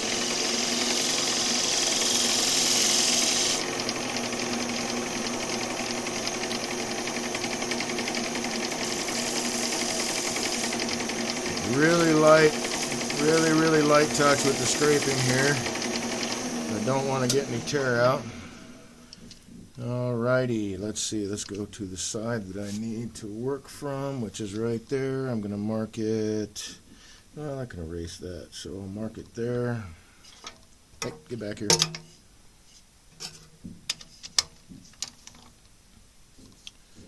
Okay, I can make it thinner. Quite a bit, actually.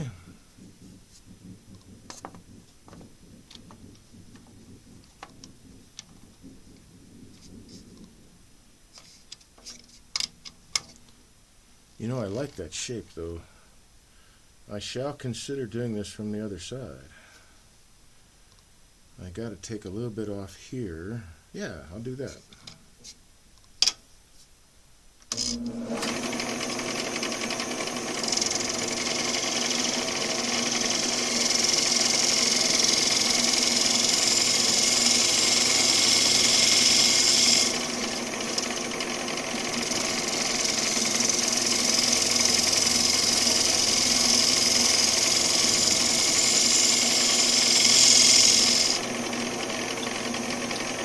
Since I went against the grain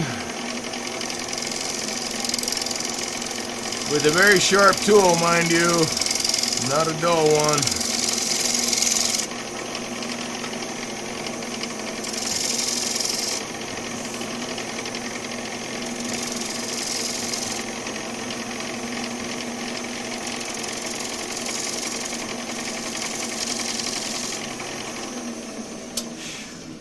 Nope, that one is done. He's doing the demo at the meeting a week from Saturday. Oh, okay, cool. No, I don't want to take it from the inside, so I'll do it from this side. Let me double check my wall thickness here. Okay.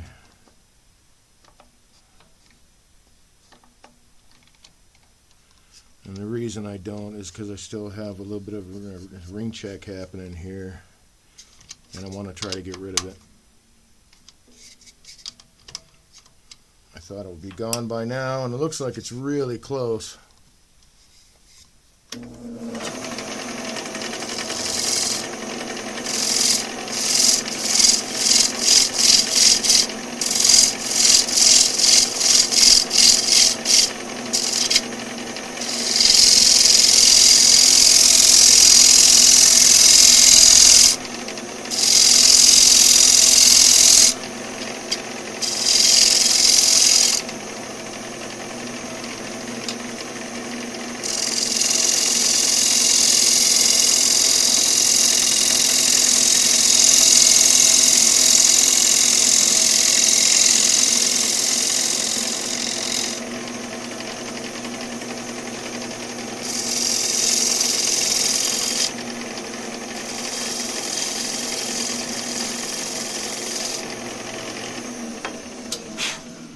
Check that thickness. I expect it's probably a little thick right there, but it's probably a little thick everywhere. Let's see.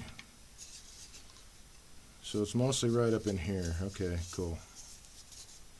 That's really close. So I'll take a little bit more off, and then I'll get my hole drilled for the handle, and we'll move on to the vessel.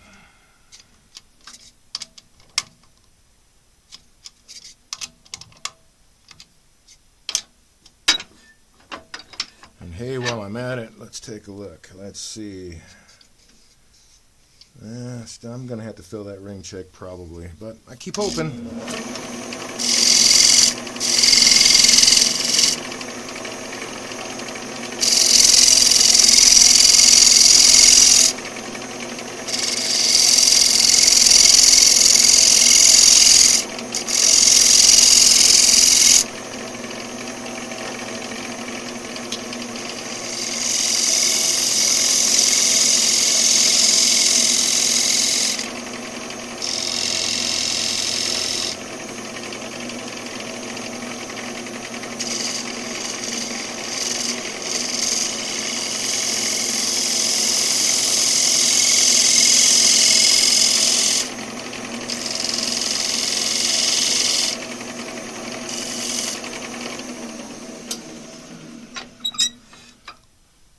Almost got the shape I want.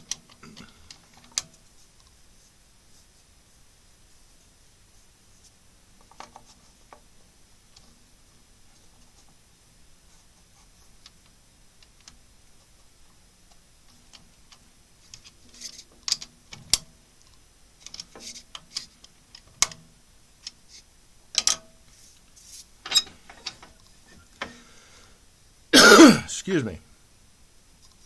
Ooh, this would be like a really good spot for that, but nah, we'll keep using the gouges.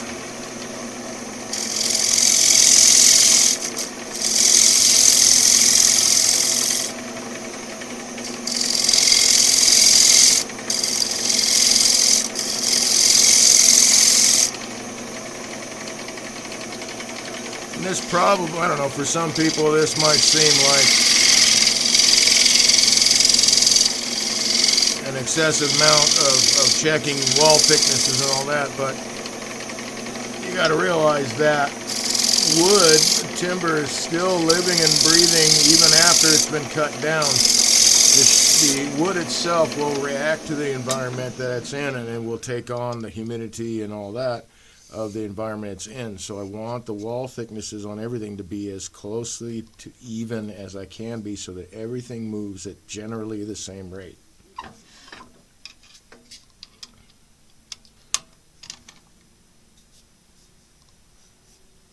I'm almost there.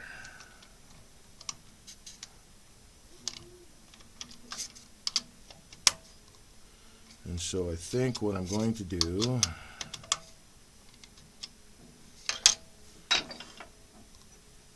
is bring out this guy.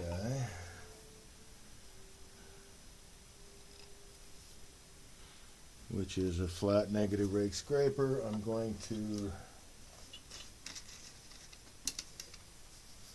draw a burr across it.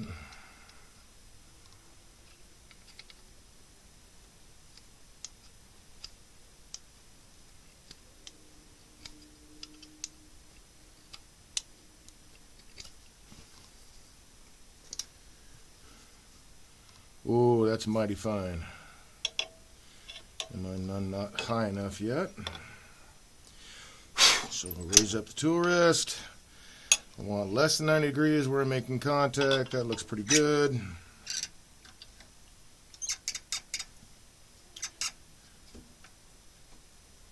Oops. Not supposed to drop. Check that again. Yeah, it looks pretty good.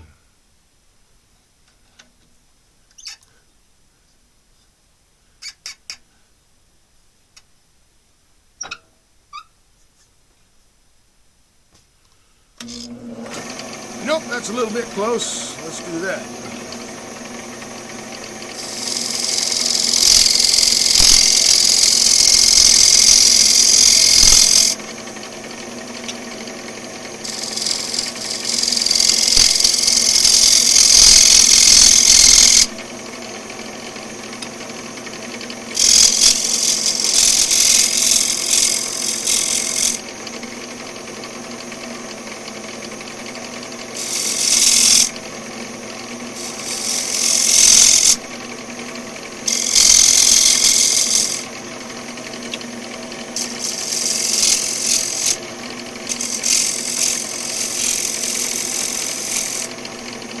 I feel like I probably should definitely have some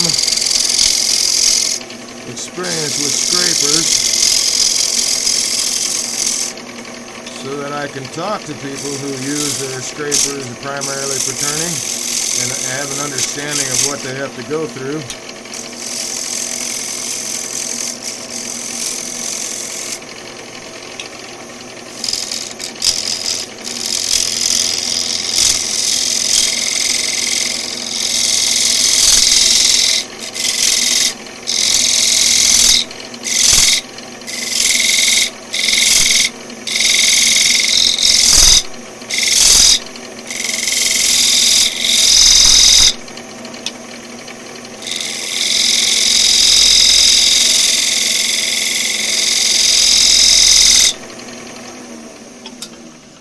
Because I really haven't used them a lot myself up until the last few weeks.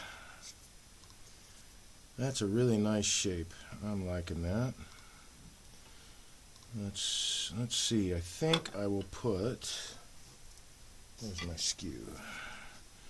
I think I'll put a mark here.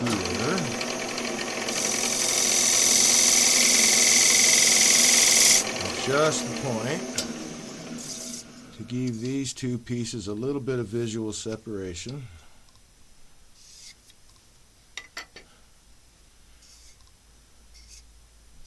Almost at the point where I get to sand. I see they're not quite running true.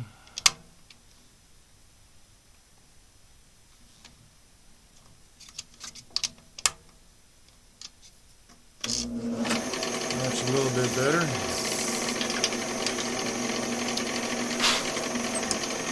Alright, what to do with this guy?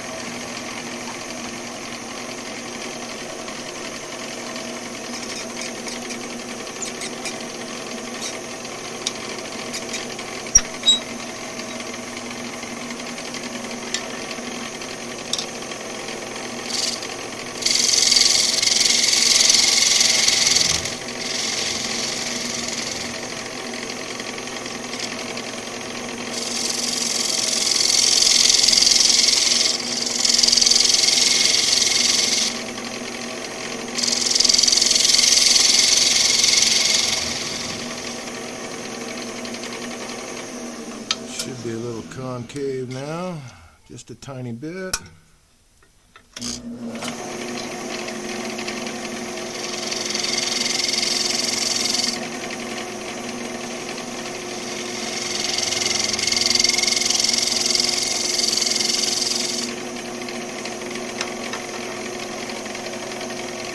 Give myself a drill hole or a pilot hole to drill, center the drill bit.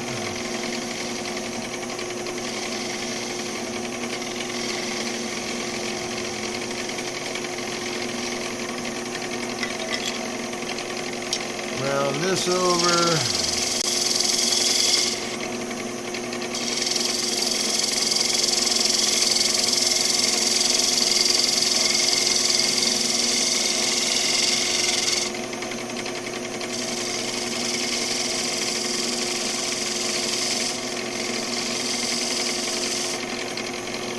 Light touch.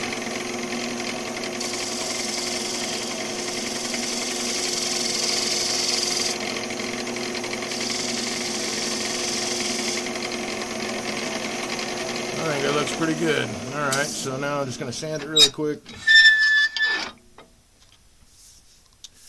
And I'm done with the lid.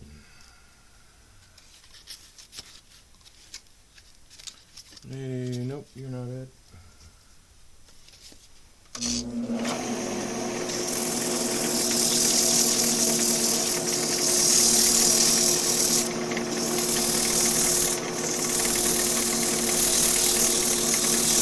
Box elder can be a little bit challenging to sand sometimes.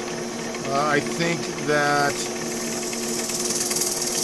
thing that helps me the most is that I'm only using finger pressure, so I'm not cutting into the wood very deeply. It is a softer wood.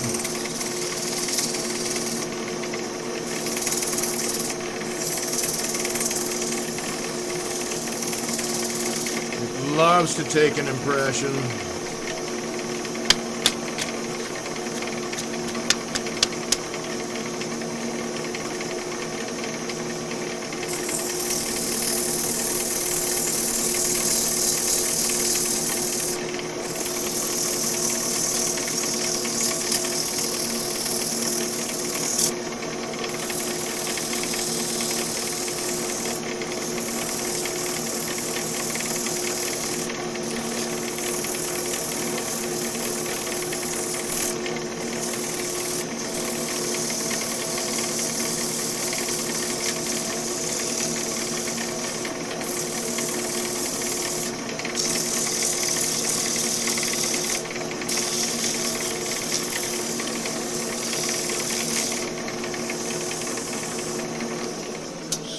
Looks not bad, could stand some more.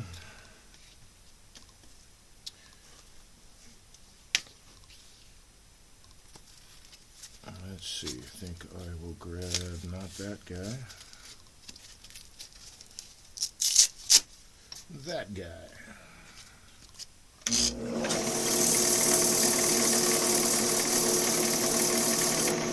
And I definitely like to catch box elder before it goes punky, because boy is it a pain in the ass to turn when it's punky.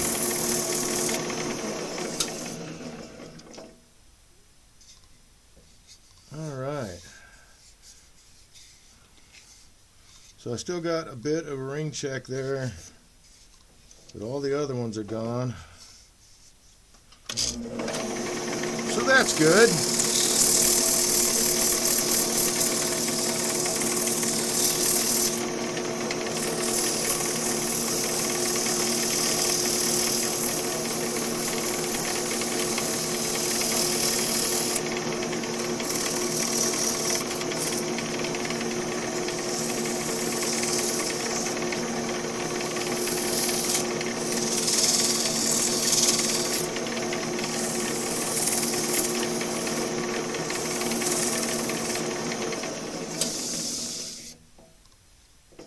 Okay, that looks a lot better. Let's go back to the 220.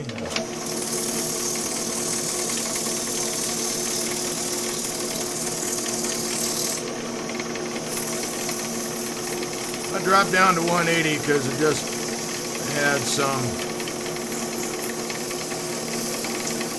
punkiness to deal with. I don't know, maybe not, punkiness isn't the right word.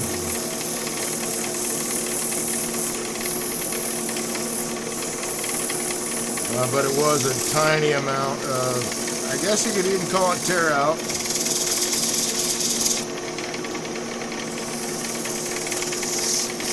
Yeah, the 220 wasn't taken care of.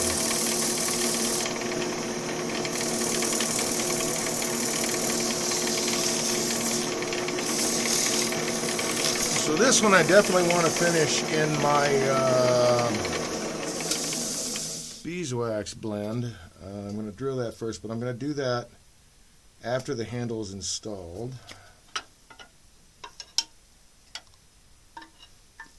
Hopefully we get that far.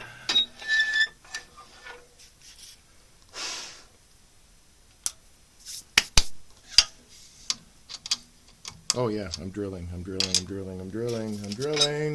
Don't take it off yet.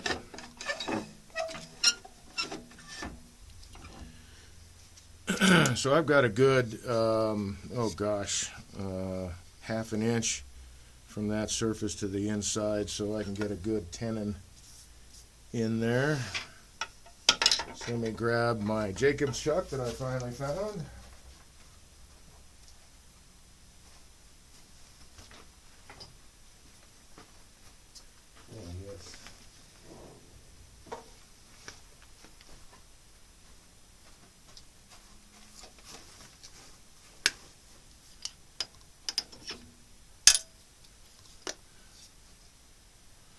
Got to tell you, man, there's a big difference between doing this and keeping things centered by hand, and then using your tailstock. It was a challenge. It's doable, but it was definitely a challenge.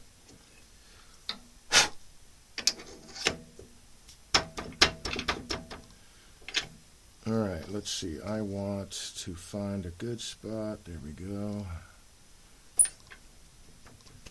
Right there.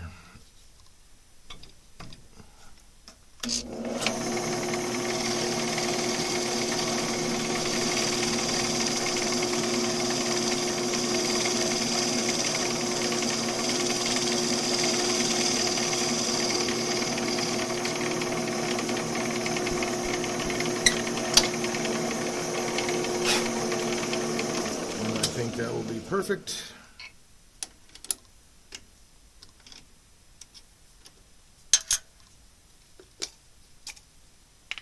Whoops. Oh no. Oh, where'd you go, dude? Let's grab a magnet. I dropped my 1/4 inch router bit and it bounced to where I don't know.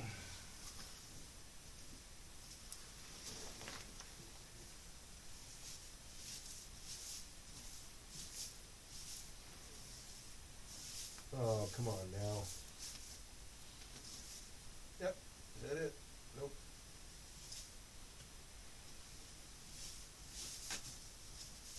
Well, I'll have to dig it out later. I'm not going to do it right now. That's a bummer. Hate it when that happens. Fortunately, there's not much shavings on the ground. You can go over there. All right. So we'll get that later. Dang it.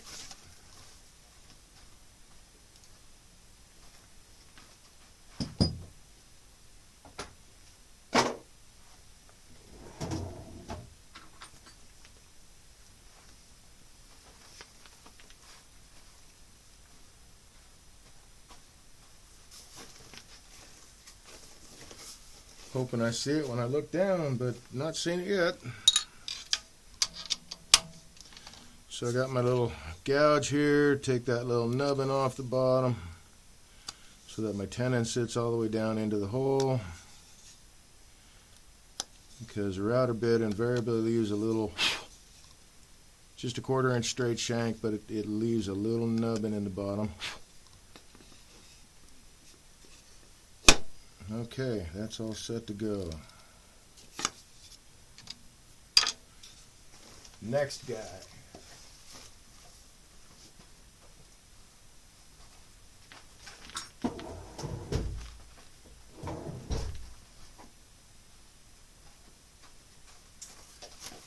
Would be this feller. So I'm going to true up the outside. I'm not sure. I'll change the shape a little bit.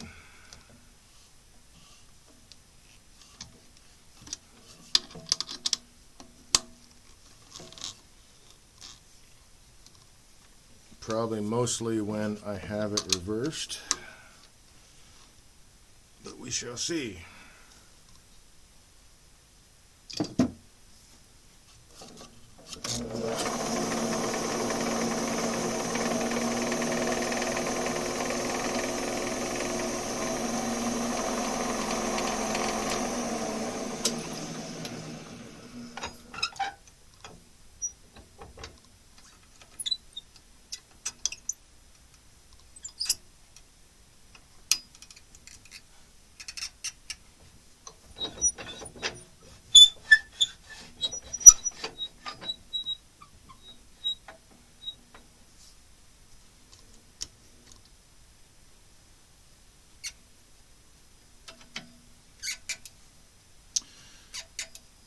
make sure that tool rest is secure.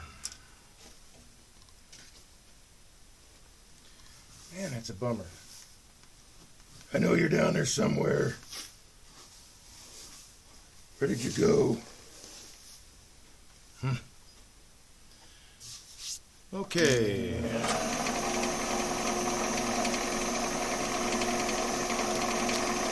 Let me double check one thing here.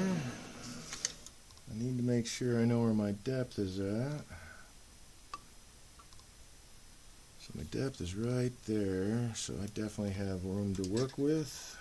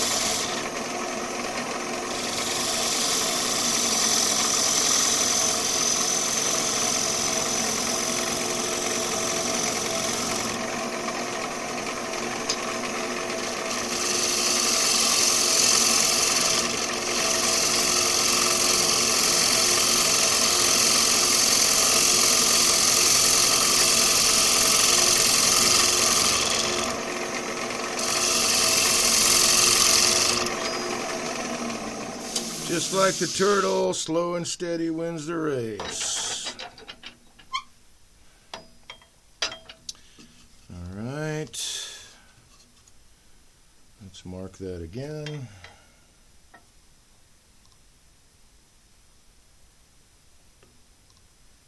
Now I'm here.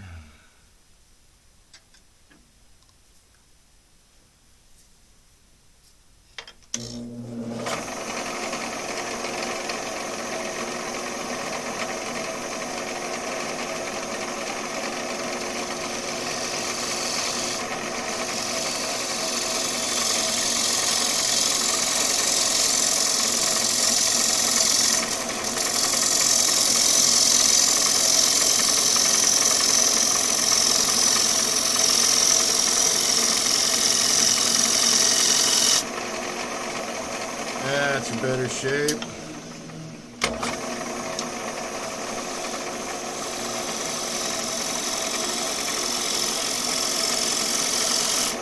There we go. So I'm going to put a little bit of a swoosh in there, a little bit of detail. Still got that spalting showing up. I can't wait until I get finished on that. Hopefully that'll really pop.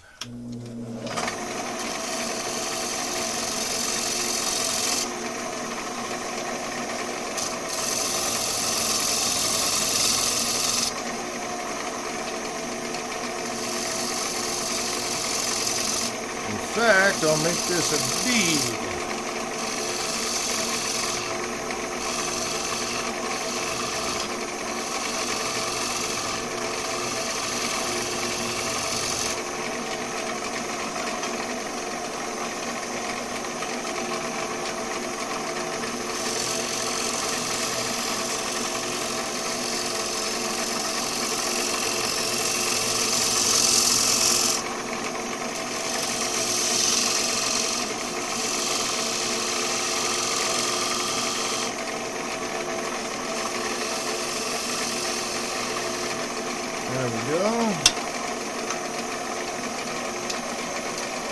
straighten this up a little bit. I think I'll do that with shear scrape.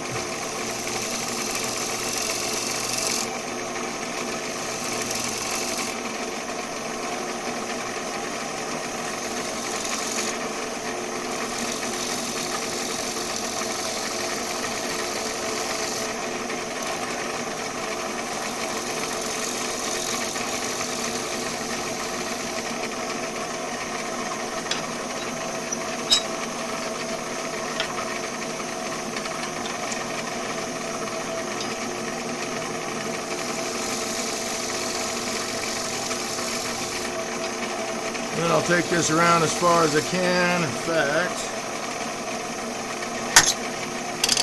just take it out of the handle so I can go even further.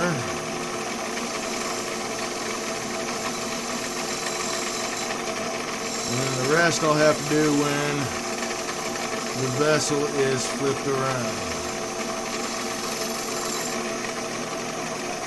Maybe. Let's see if I can get away with it this way.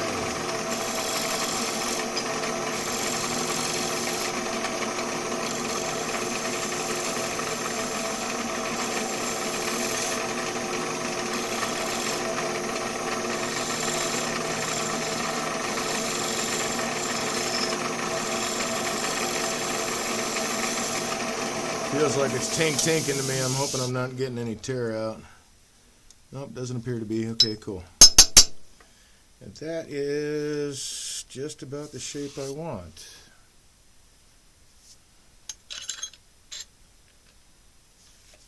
So I think I'll sand it. Yeah, let's do a little bit more fine tuning here.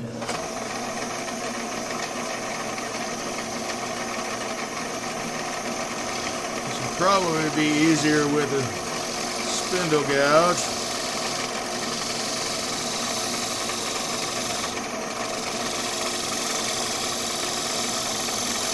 Because the handle for the bowl gouge has to move so far. There we go, almost got it.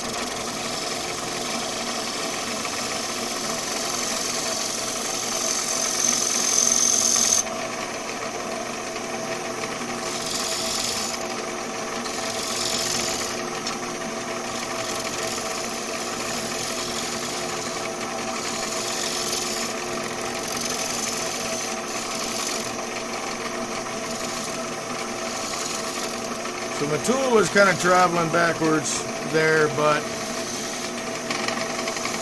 I'm shear scraping, so as long as I'm following the direction of the grain, going where the support's at, it should be okay.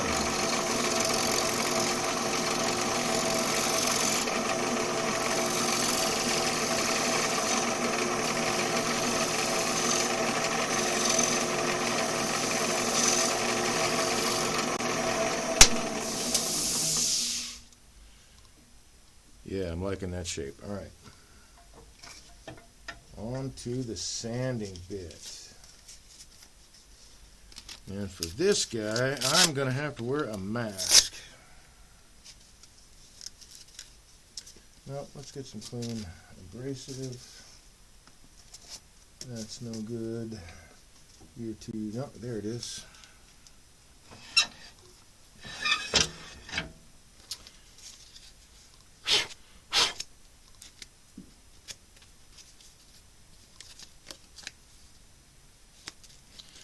Yeah, I think that's a nice little feature right there. Actually, I could take that in a little bit more, so I think that I will.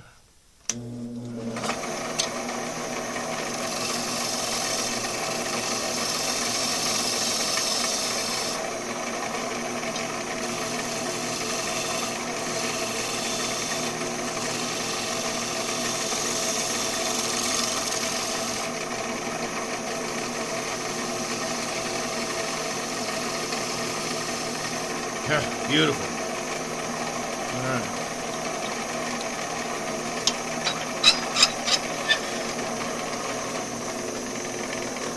Slow lathe down. I'm going to grab my mask really quick. How are we doing on time? Let's go back to chat here real quick. Nope, that one is done. That's back. Cool looking pieces, hammer grips. Hey, thank you. Thank you. Likewise, I like seeing your bowls. Like you're making some really nice bowls, man. And I think they're much larger than what I could make on my lathe. Pretty sure, actually. It's hard to tell with pictures, right? So, oh, I wasn't after this. I was after my mask. Why am I grabbing that? I didn't want this. I want the mask.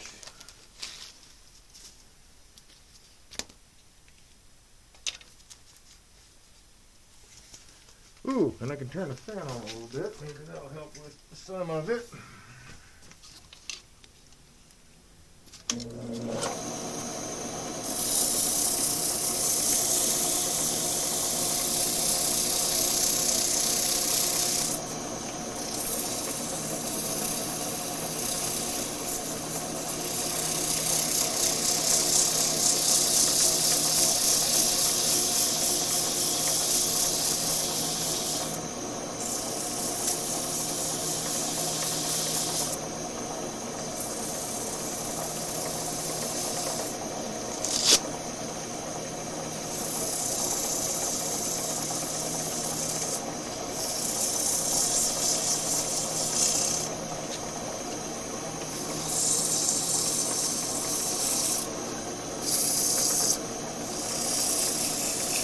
I don't guess I gotta be too fussy about this part yet,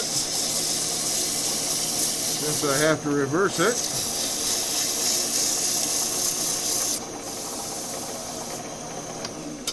She's getting smoother, man. Alright, next grit is 220. Yeah, I cannot wait to get finish on this spalting. That's going to look really cool. So I got a split there, crack, but it's not like it's in part of the feathering. So all that wood fiber, I'm sure, is going to be really, really strong. I'm going to need to go over this with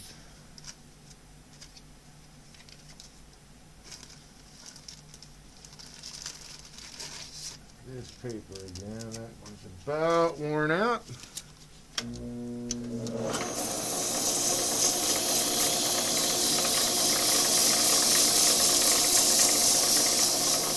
A big white horse, a cloud of dust, and a mighty pile of silver. It's the Lone Ranger.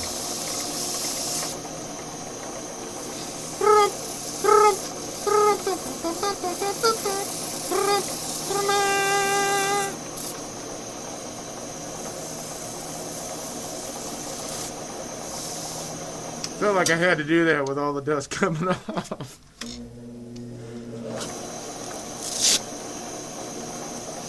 And showing my age too, I suppose.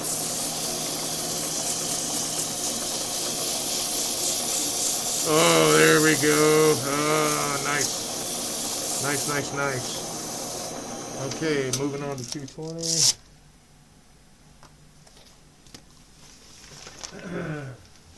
Which, as I recall, was back here somewhere. Right there, in fact.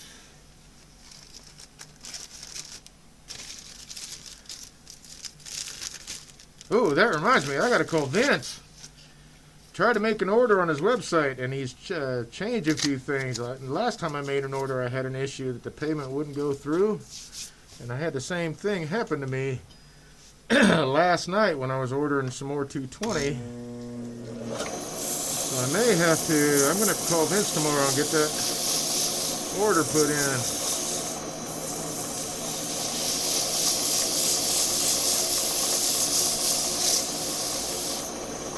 But Vince's Wooden Wonders is where I get most of my abrasives. I don't get paid to say that.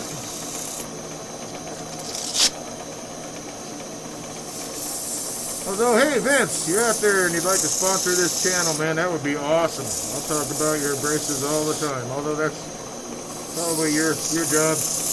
Never mind. Vince is a really, really nice guy.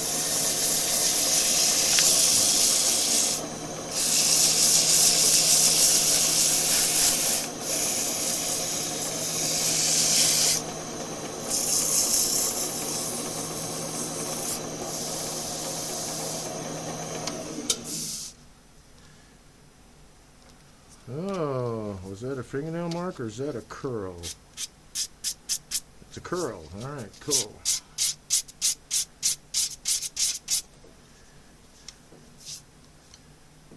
Golly, there's going to be so much curl in this, it's going to pop out. That's great. That is really groovy. Okay, mask removal. Box fan helped with that dust quite a bit. Now we're going down the inside.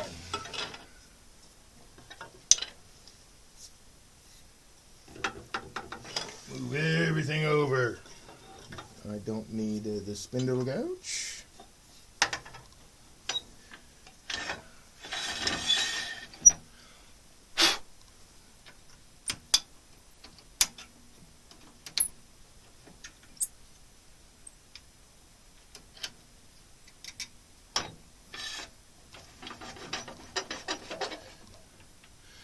Okay, before I do that, let's grab the lid and see where I need to, well, okay, I'm going to true this up, then I will get the lid set.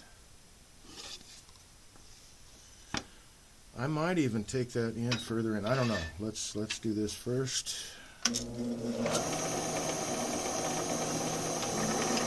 I could do this at 400 if I wanted to, but I don't want to.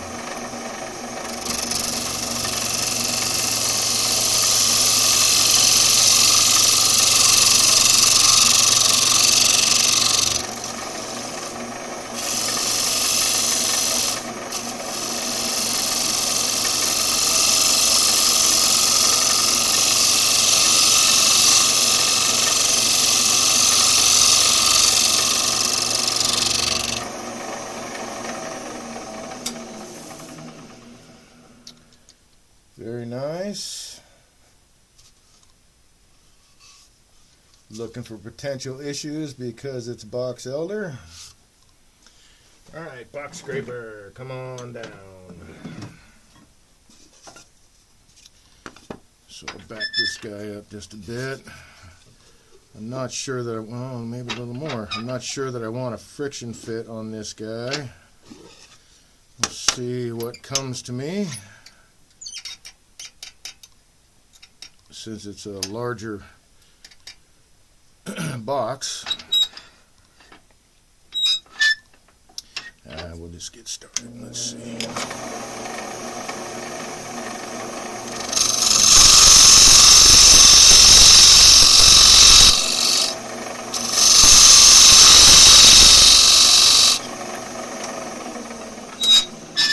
Now that I've got guidelines or a guide side, I can come back a little bit so I can keep fitting the lid in and out.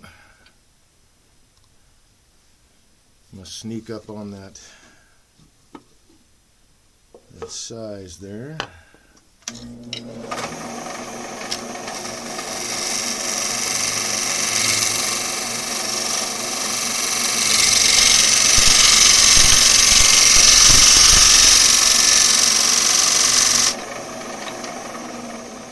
I am going at a bit of a downward angle because this is a scraper. Oh, really close.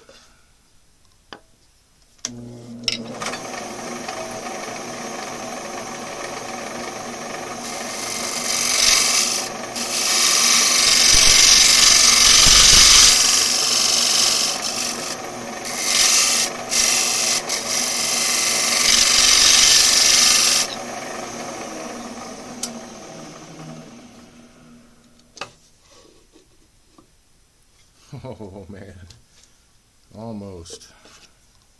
That would be a very good friction fit.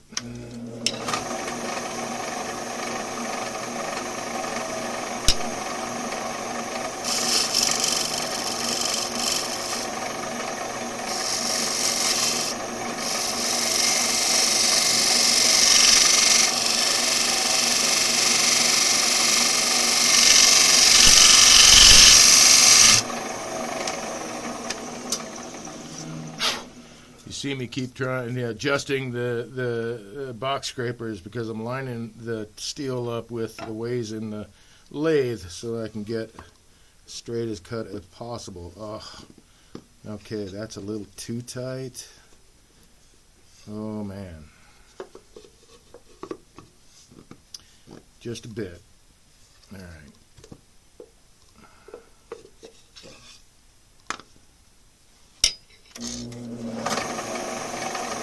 So I'm sighting right down here. We're looking at the length, the edge of the steel here, looking right down at the ways down here and lining things up. And then I'm just leaning my whole body that way, using my body as to do the work.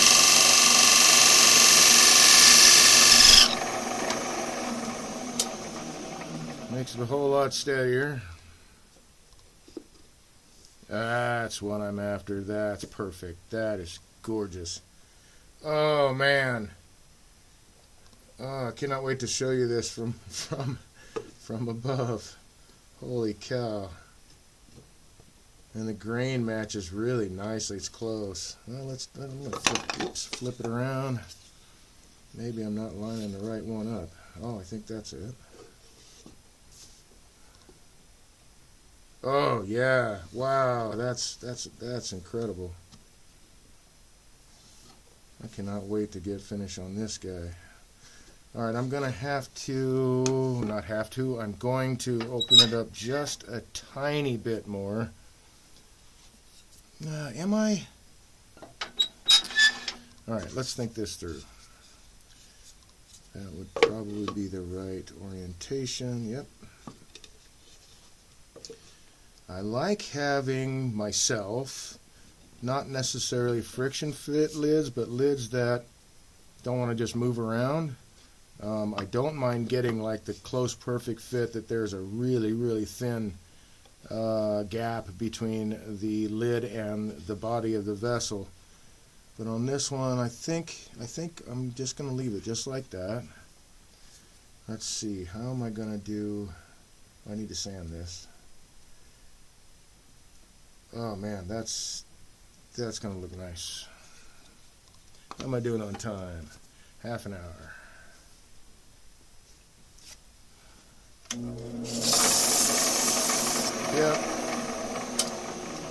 Yep, it's mask time. But that won't take very long.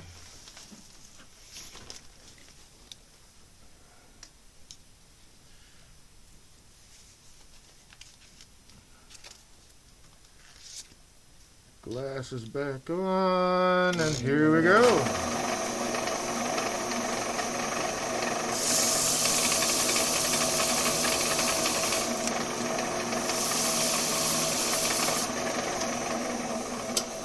Oop.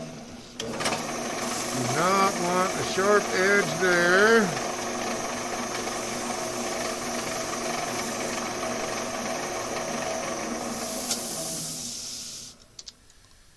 Oh wow, yeah. Man, I'm looking forward to getting this done. I can show you guys the view from the top down.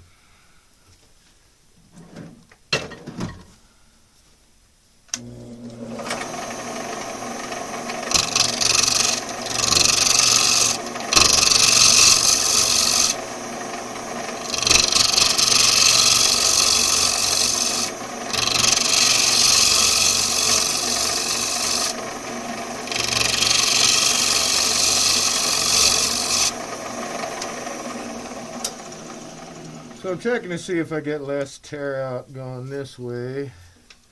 That's not too bad, but let me go this way.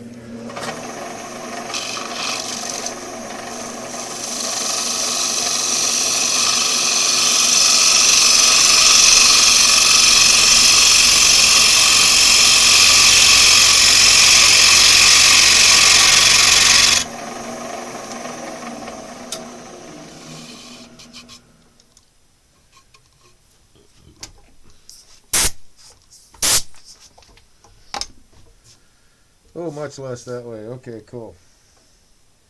Oh man, that flame is all the way down the bottom too. Time to pull out the longer tool rest again. This time because it's a deeper vessel than what this can handle. All right. Oh, why am I still wearing a mask? I don't know. Let's take the mask off. Okay. All right, longer tool rest. Where did I put you? Right there.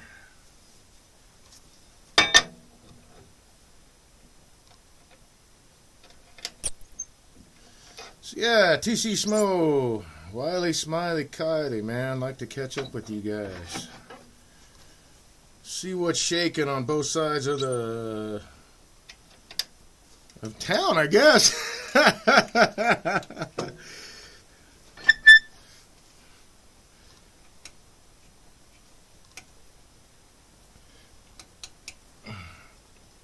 right, that should be secure enough.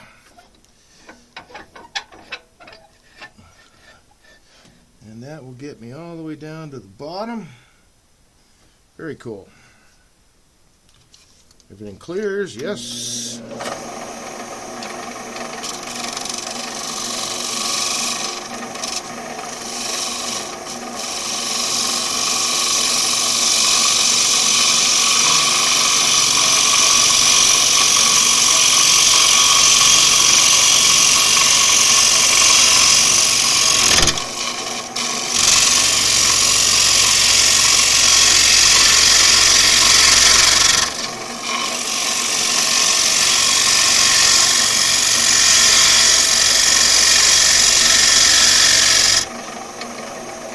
That dude is not helping, so it's time to pull out the flashy light thingy.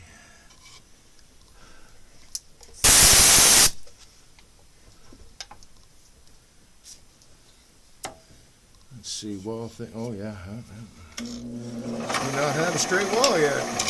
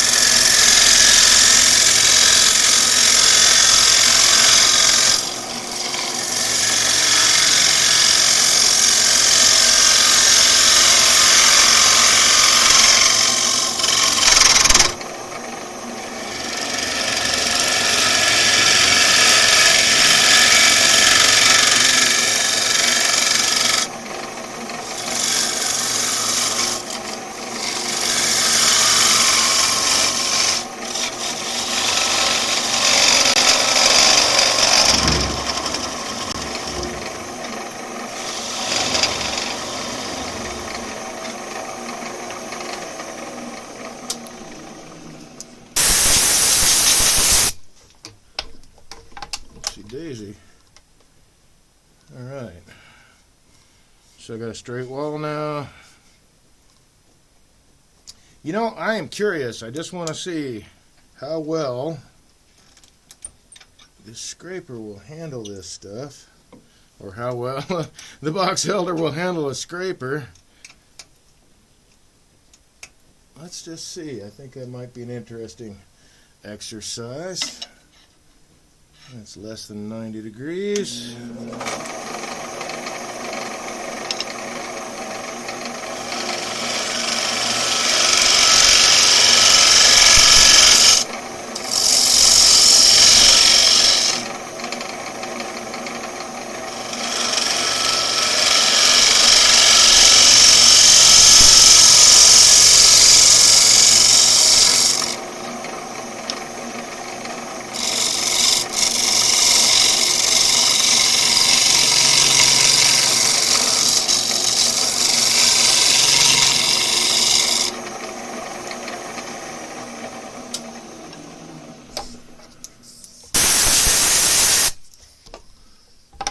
Take a look. Not too bad.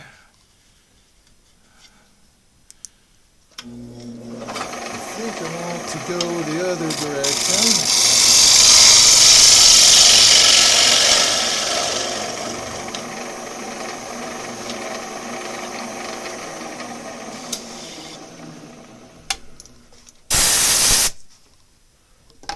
See if that helps my... Yep. Alright, so I've got a little bit more work to do to finish, or to shape the inside. See where my bottom's at. Not bad. Not bad, since this curve is going to continue to right about here. That's pretty good. That's pretty good, so I'm going to leave the depth where that's at. I just need to work more in this area.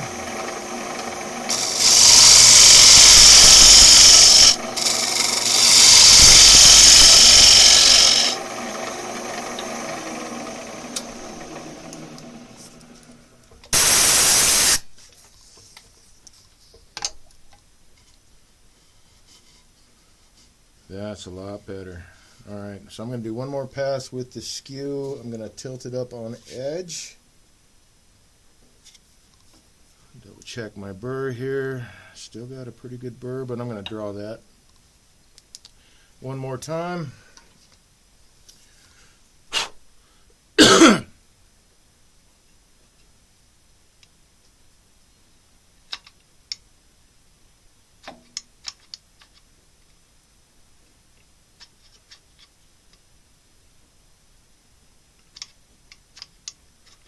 Go. Oh, now it's much better. Oh, not right there, though. So, TC Smoke, man, how was it, dude? How was Mark Gardner and all that stuff? Wiley Scott, Smile, pretty. Thank you, thank you. How was it, man? I mean, you don't have to tell me the whole details, and I'm sure the trip part, you know, I'm pretty sure it probably would have been better with a traveling companion, and I wish I could have gone, man.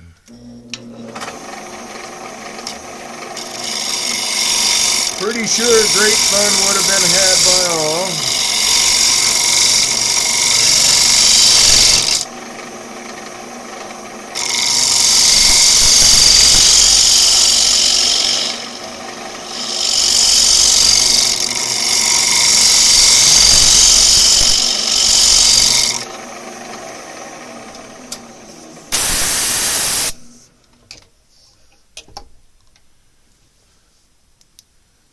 What are you doing there, Skippy?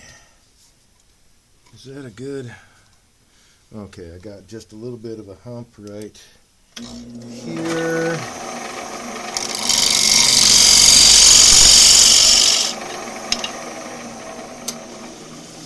That took care of that. Wall thickness is fairly even.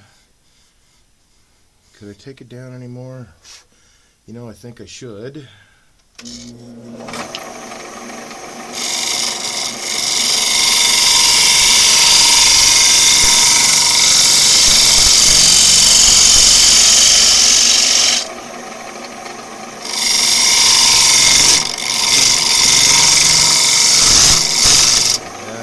clean out the dust.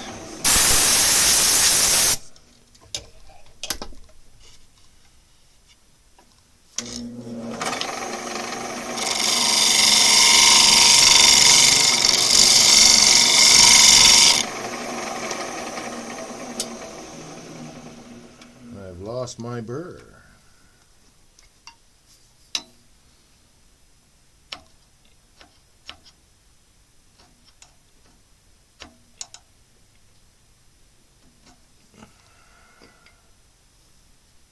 I had to reshape this guy too, because I caught this guy on that red cedar with that wire hanging in there.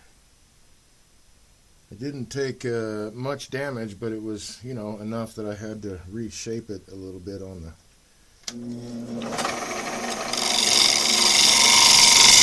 corner of the tool.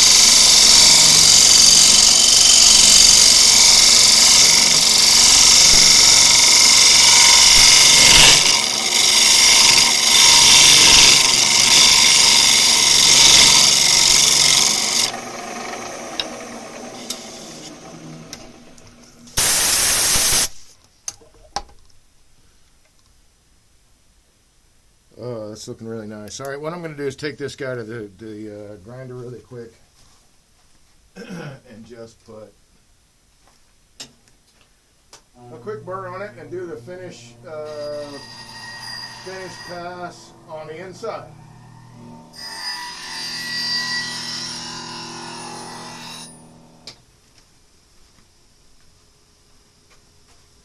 Since the grinder was already set,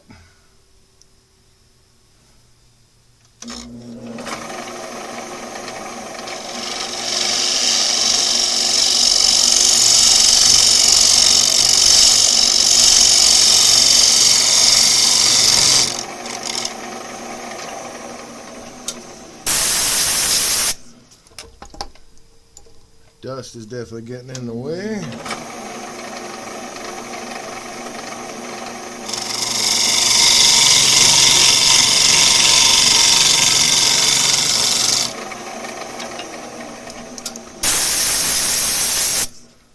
I think that is it right there. Yeah. Now I just need to reverse it. Oh my, I got some tear out there, didn't I? That's not good. So we're going to get rid of that.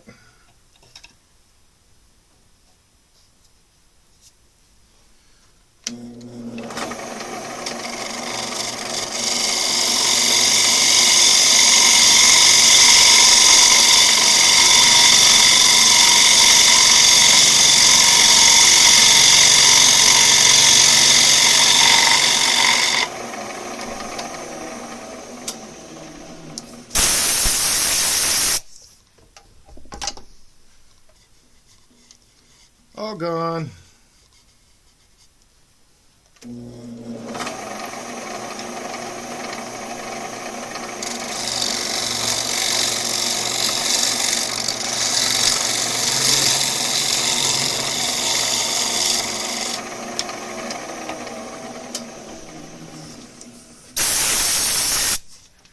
Slowly running out of air. Bump's gone. That's a lot smoother. Tear out is gone. Cool. Hey, time to grease that dude up. What'd you do with it? There it is.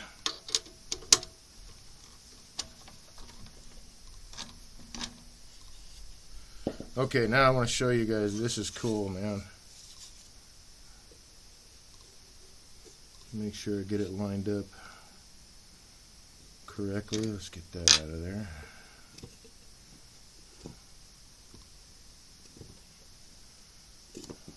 Come on. Let's see, where is, there it is. Is that the right side? Is that the correct side? It is not. I'm going to flip it around.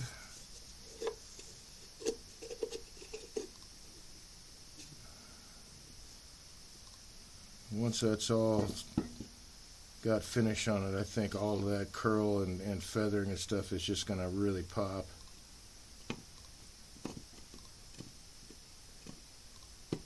That the grain lines up almost all the way around, almost perfectly. That's really cool. Okay, time to finish the bottom. Let's see if I can do it with these jaws.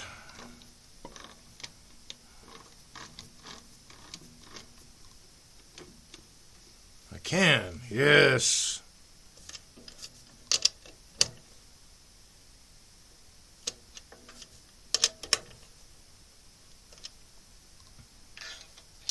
Oh, I'm forgetting something. I want to double check my depth so I can mark it on the outside so that I don't go through the bottom. Be really gentle with this guy so it doesn't pick up any bang marks. That's my bottom right there. And that's actually in a really good spot.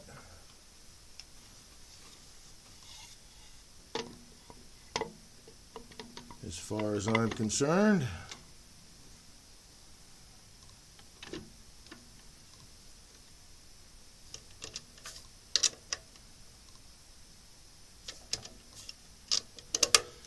And then we'll give this a bottom that it can stand upright on as opposed to leaning over, I suppose. That was a silly comment.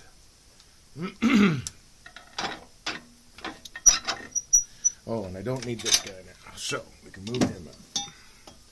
Bring this guy back.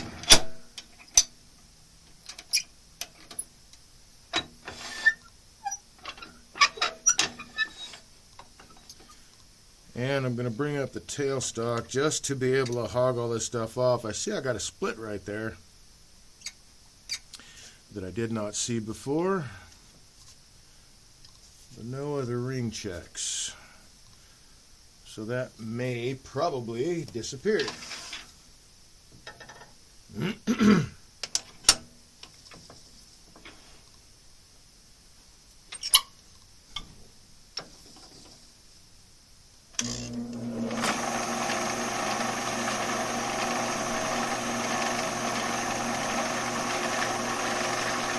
Okay,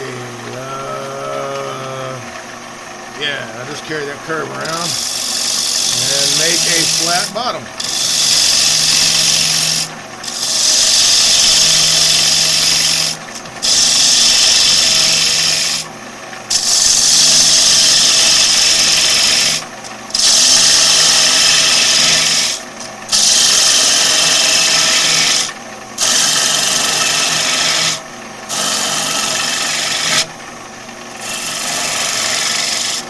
Love that sound.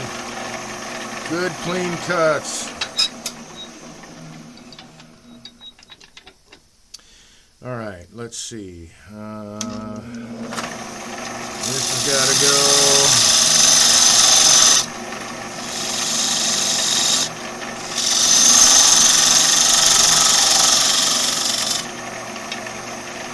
This has got to go.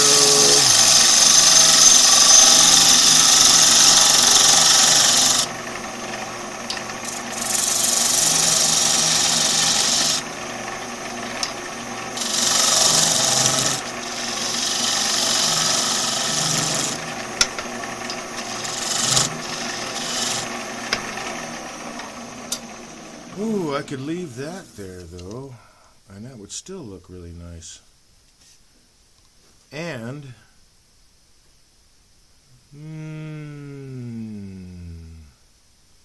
no, I'll continue this curve to make this the bottom, I think. Let's see.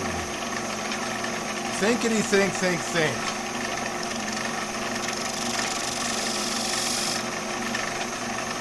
I think I'm going to leave that.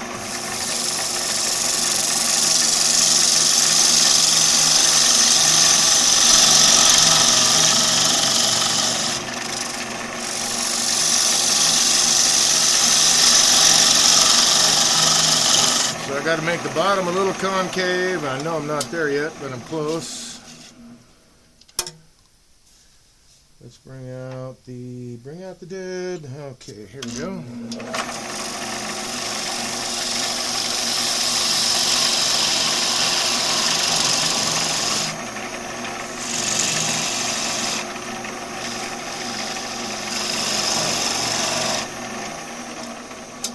Check that. Need to go further.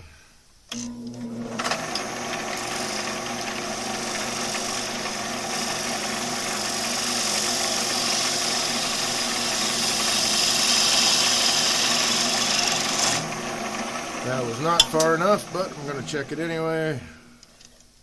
Oh, actually, it was right on. Okay, just got to worry about this a little bit right here.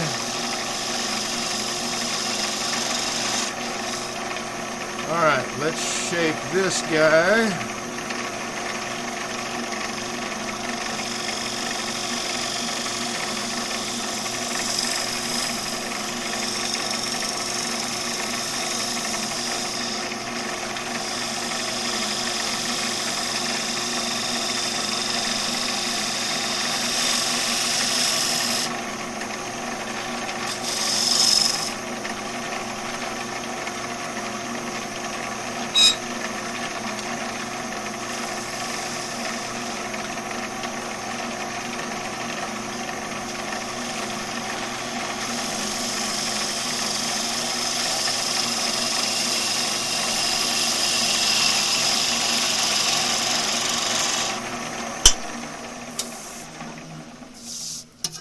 Double check that. That looks really good.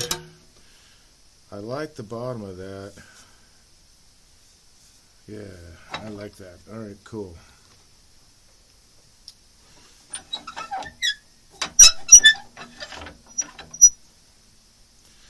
Let's see, any adjustments I could make. You know what, there are. So I'll do that right now. I want to refine this curve just a bit.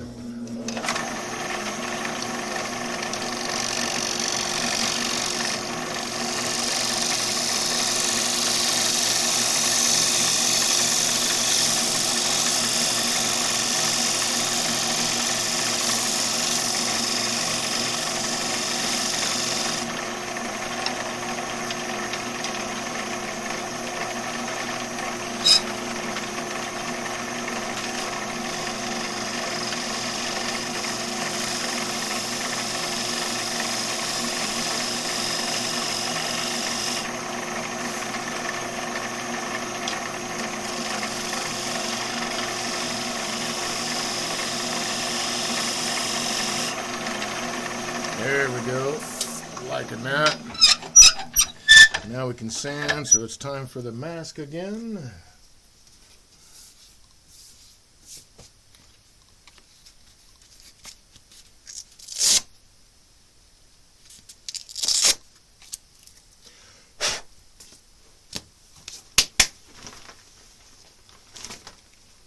And I'll turn the fan on. That helps a little bit. Okay.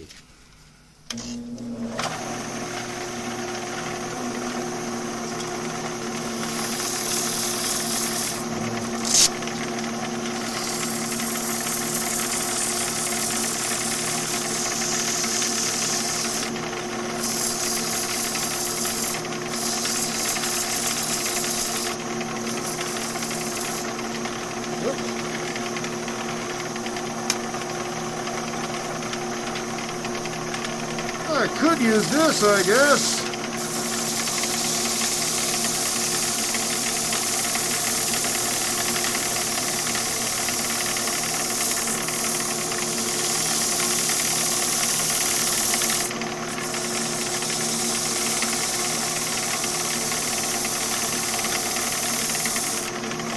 So I guess I'm calling this the wrong thing. I think it's an inertial sander. Is the tool I was thinking of, and not like a friction sander is what I was calling it.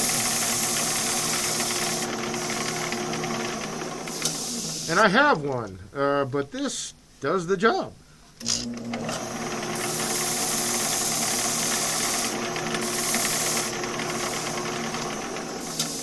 And it's an orbital sander, so it changes its, doesn't spin on the same axis. I think the inertial sander I have, that I've only used once or twice, I should probably offer that to somebody in the club. Or purpose it into something new.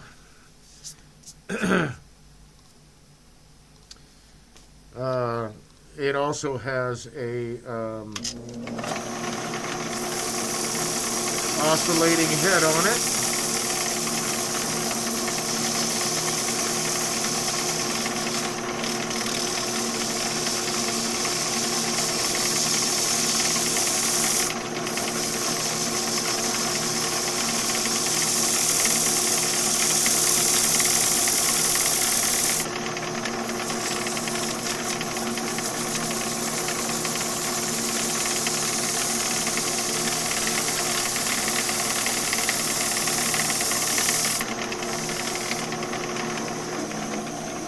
I did not even slow this down. Wow. Wow.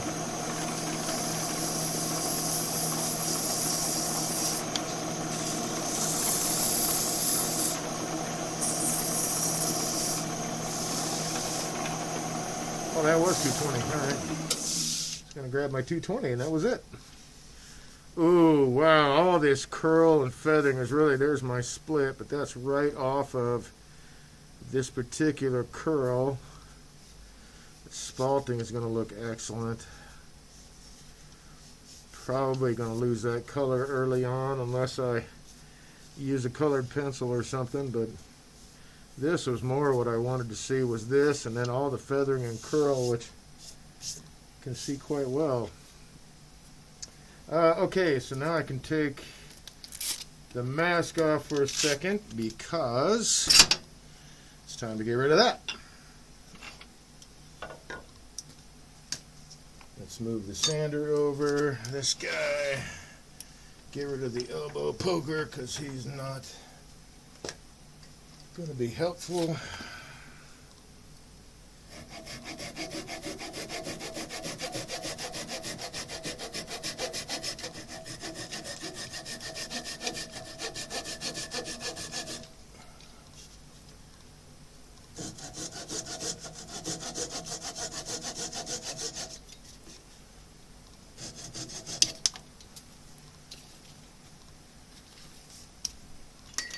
Turn that away. Whoa, that was close. I looked away and almost dented the side of this guy. Alright, let's move the mask out of the way. I will need that in a second, but not yet. Speed this back up. Oh, and let's double check our hold with the chuck. I find it more in an expansion mode than in compression mode, but chucks will loosen up if there's a lot of vibration, and sometimes even if there isn't a lot of, just vibration from turning, depending on the timber that you're using.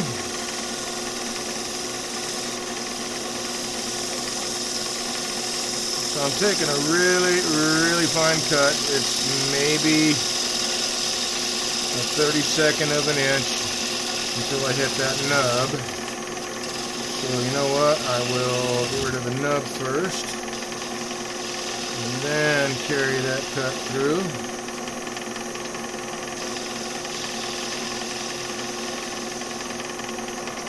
That's a much cleaner bottom. And then now it is time to run the sander on it. Oh, there's curl in there too. Sander or just by hand? How about just by hand? Let's get the mask. Well, I guess that kind of falls into the Lone Ranger theme too, doesn't it? The mask. A big white horse, a cloud of dust, and a mighty pile of silver.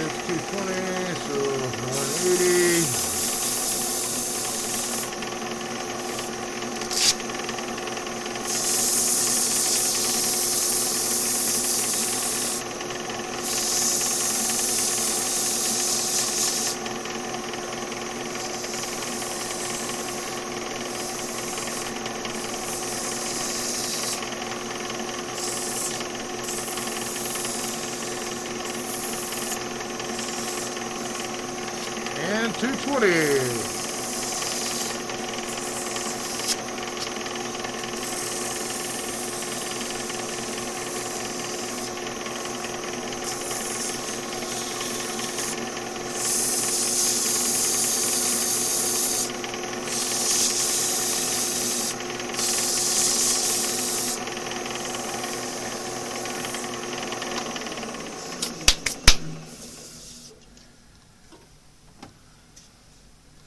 to sign. Where to sign. Right there.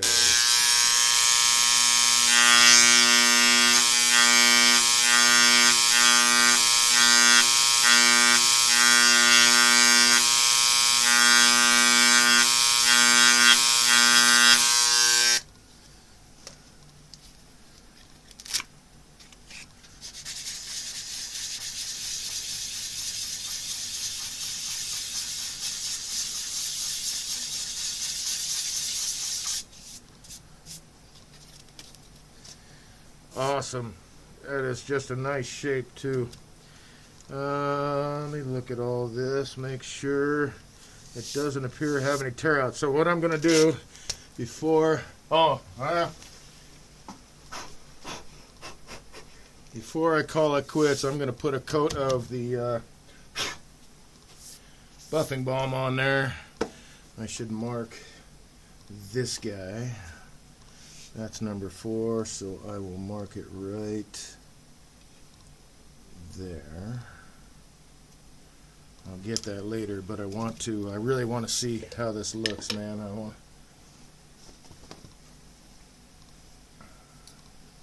I think it will be most excellent.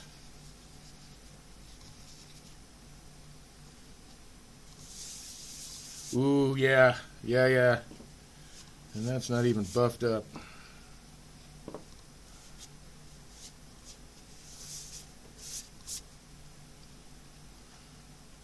Come on.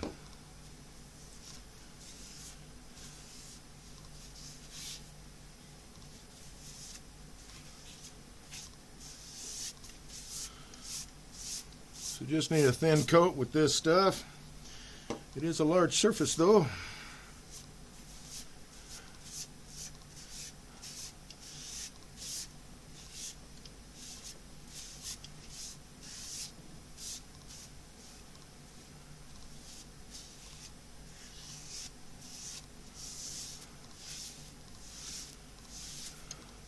As you can see, the color changed already. So let's get this dude buffed up, shall we? Take her down to 400.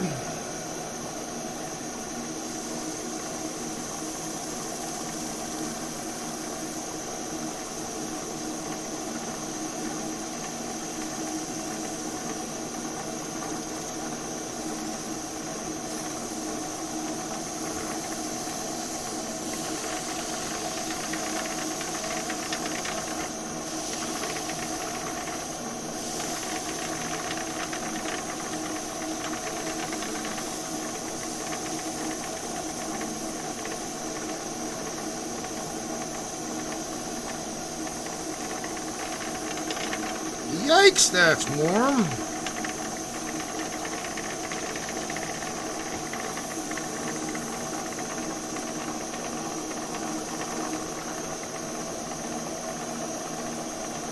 Now we'll speed her up.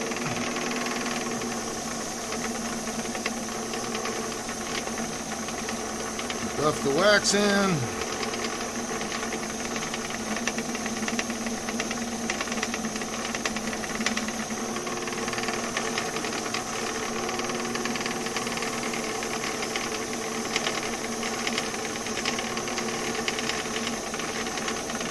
See me keep hesitating, it's because it's getting really hot.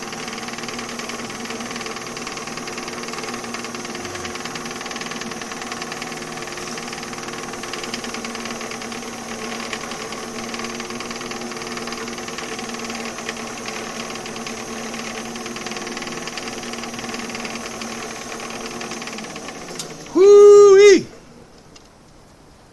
Boy, rain's really coming down now, sounds like. Alright, the moment of truth.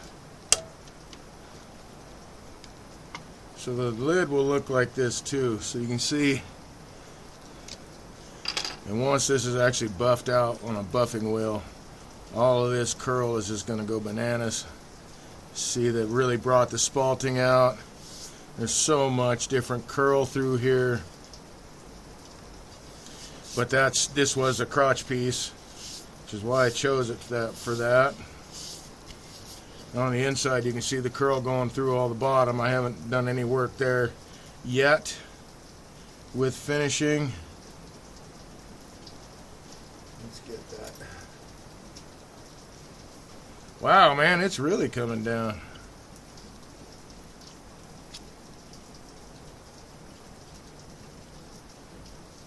I'm so glad they're working with the weather and changing it for us.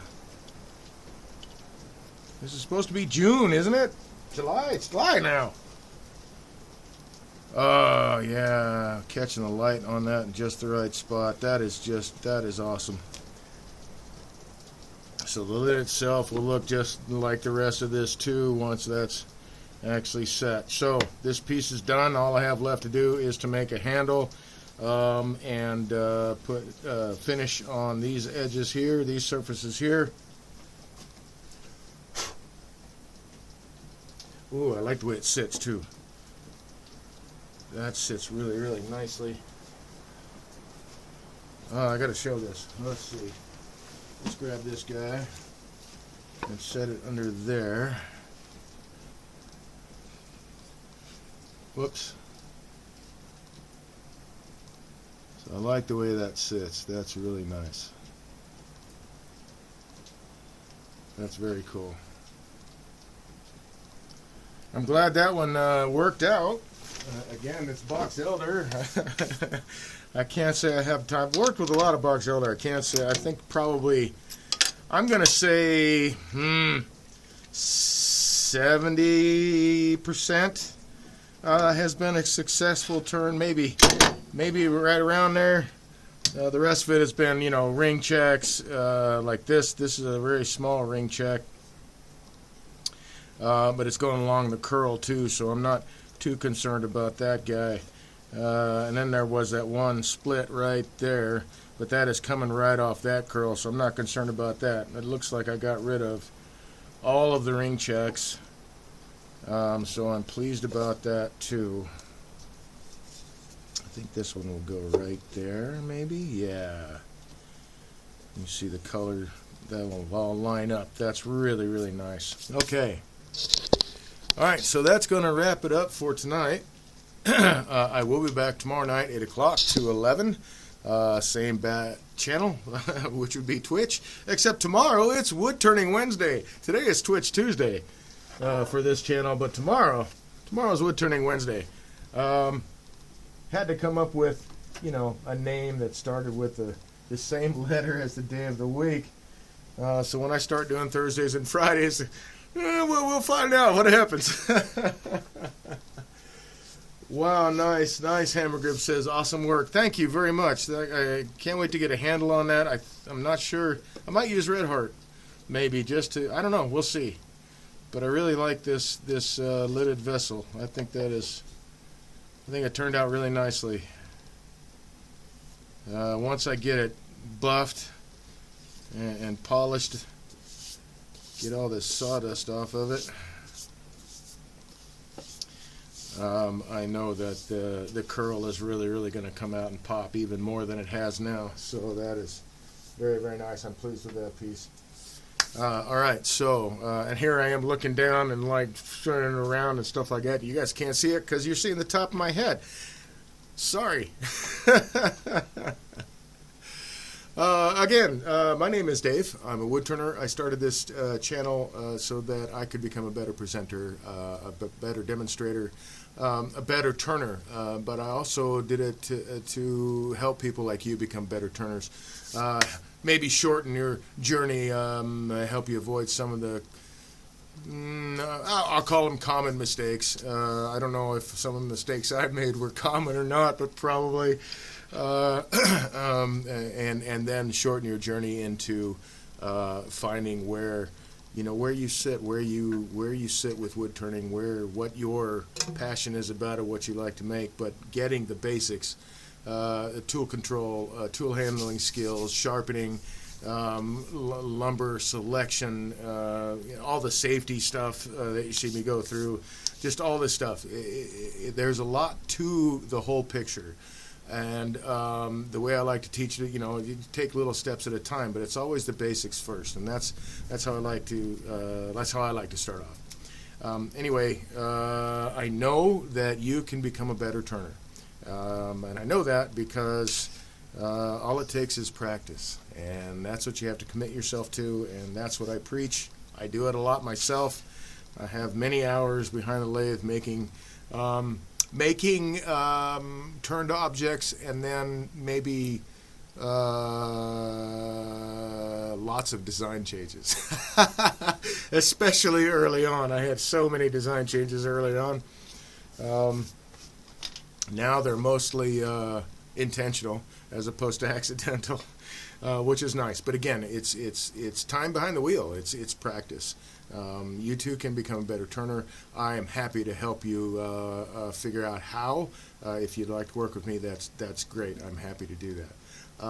Anyway, I will be back again tomorrow evening. I may turn the handle for that, and then we'll figure out what else I'm going to do. But I really like that piece. I gotta bring it out. I just really like this piece. This is very cool. I like the spalting, all of the curl in there. I cannot wait to get this really polished. All that's gonna pop.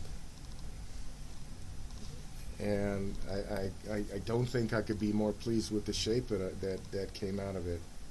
I think the whole piece, in my opinion, but it's because I'm trying to judge it impartially, to be honest. I think it all comes together pretty nicely, and that's what I shoot for all the time. I want it to look nice, mostly to me, because then I feel like I have met my own requirements, my own,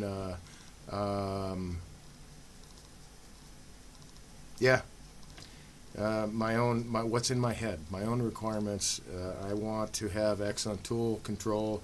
I want to be able to create pieces that are aesthetically pleasing and draw the eye. And so it's a hopefully the rest of my life journey, and it will be for you as well. Every little thing builds upon the next, and it's just, I find, an outstanding journey and great therapy too. So thank you for joining me this evening. I'm happy to answer any comments or questions if you have any here at the end. But I want to thank you for showing up tonight and hanging out with me. I appreciate the follows. And if you like what you saw during the broadcast, please, we'd like you to be part of the community. Give me a follow, start following. You'll start getting all of the notifications when my broadcasts are going on. You won't miss any. And if you do miss any, you can always go to my YouTube channel, YouTube at Dave Reif, Dave_Reif. You can find almost all of the past broadcasts that I've done since I've been on Twitch. And this one tonight will get uploaded as well, so anybody who didn't make it tonight will be able to watch it if they go onto YouTube, subscribe to my channel, and you'll have access to all of the videos, including beekeeping videos, which I'm putting up there too. All right, great. I see nothing else in chat. I want to thank you again for joining me. Thanks for filling chat tonight, man. That was really, really cool. That was really cool. I appreciate it. I hope you guys have a great evening, and if I don't see you tomorrow night, I hope to see you next Tuesday, 8 to 11 on Twitch Tuesday, or 8 to 11 tomorrow on Woodturning Wednesday. Take care, folks.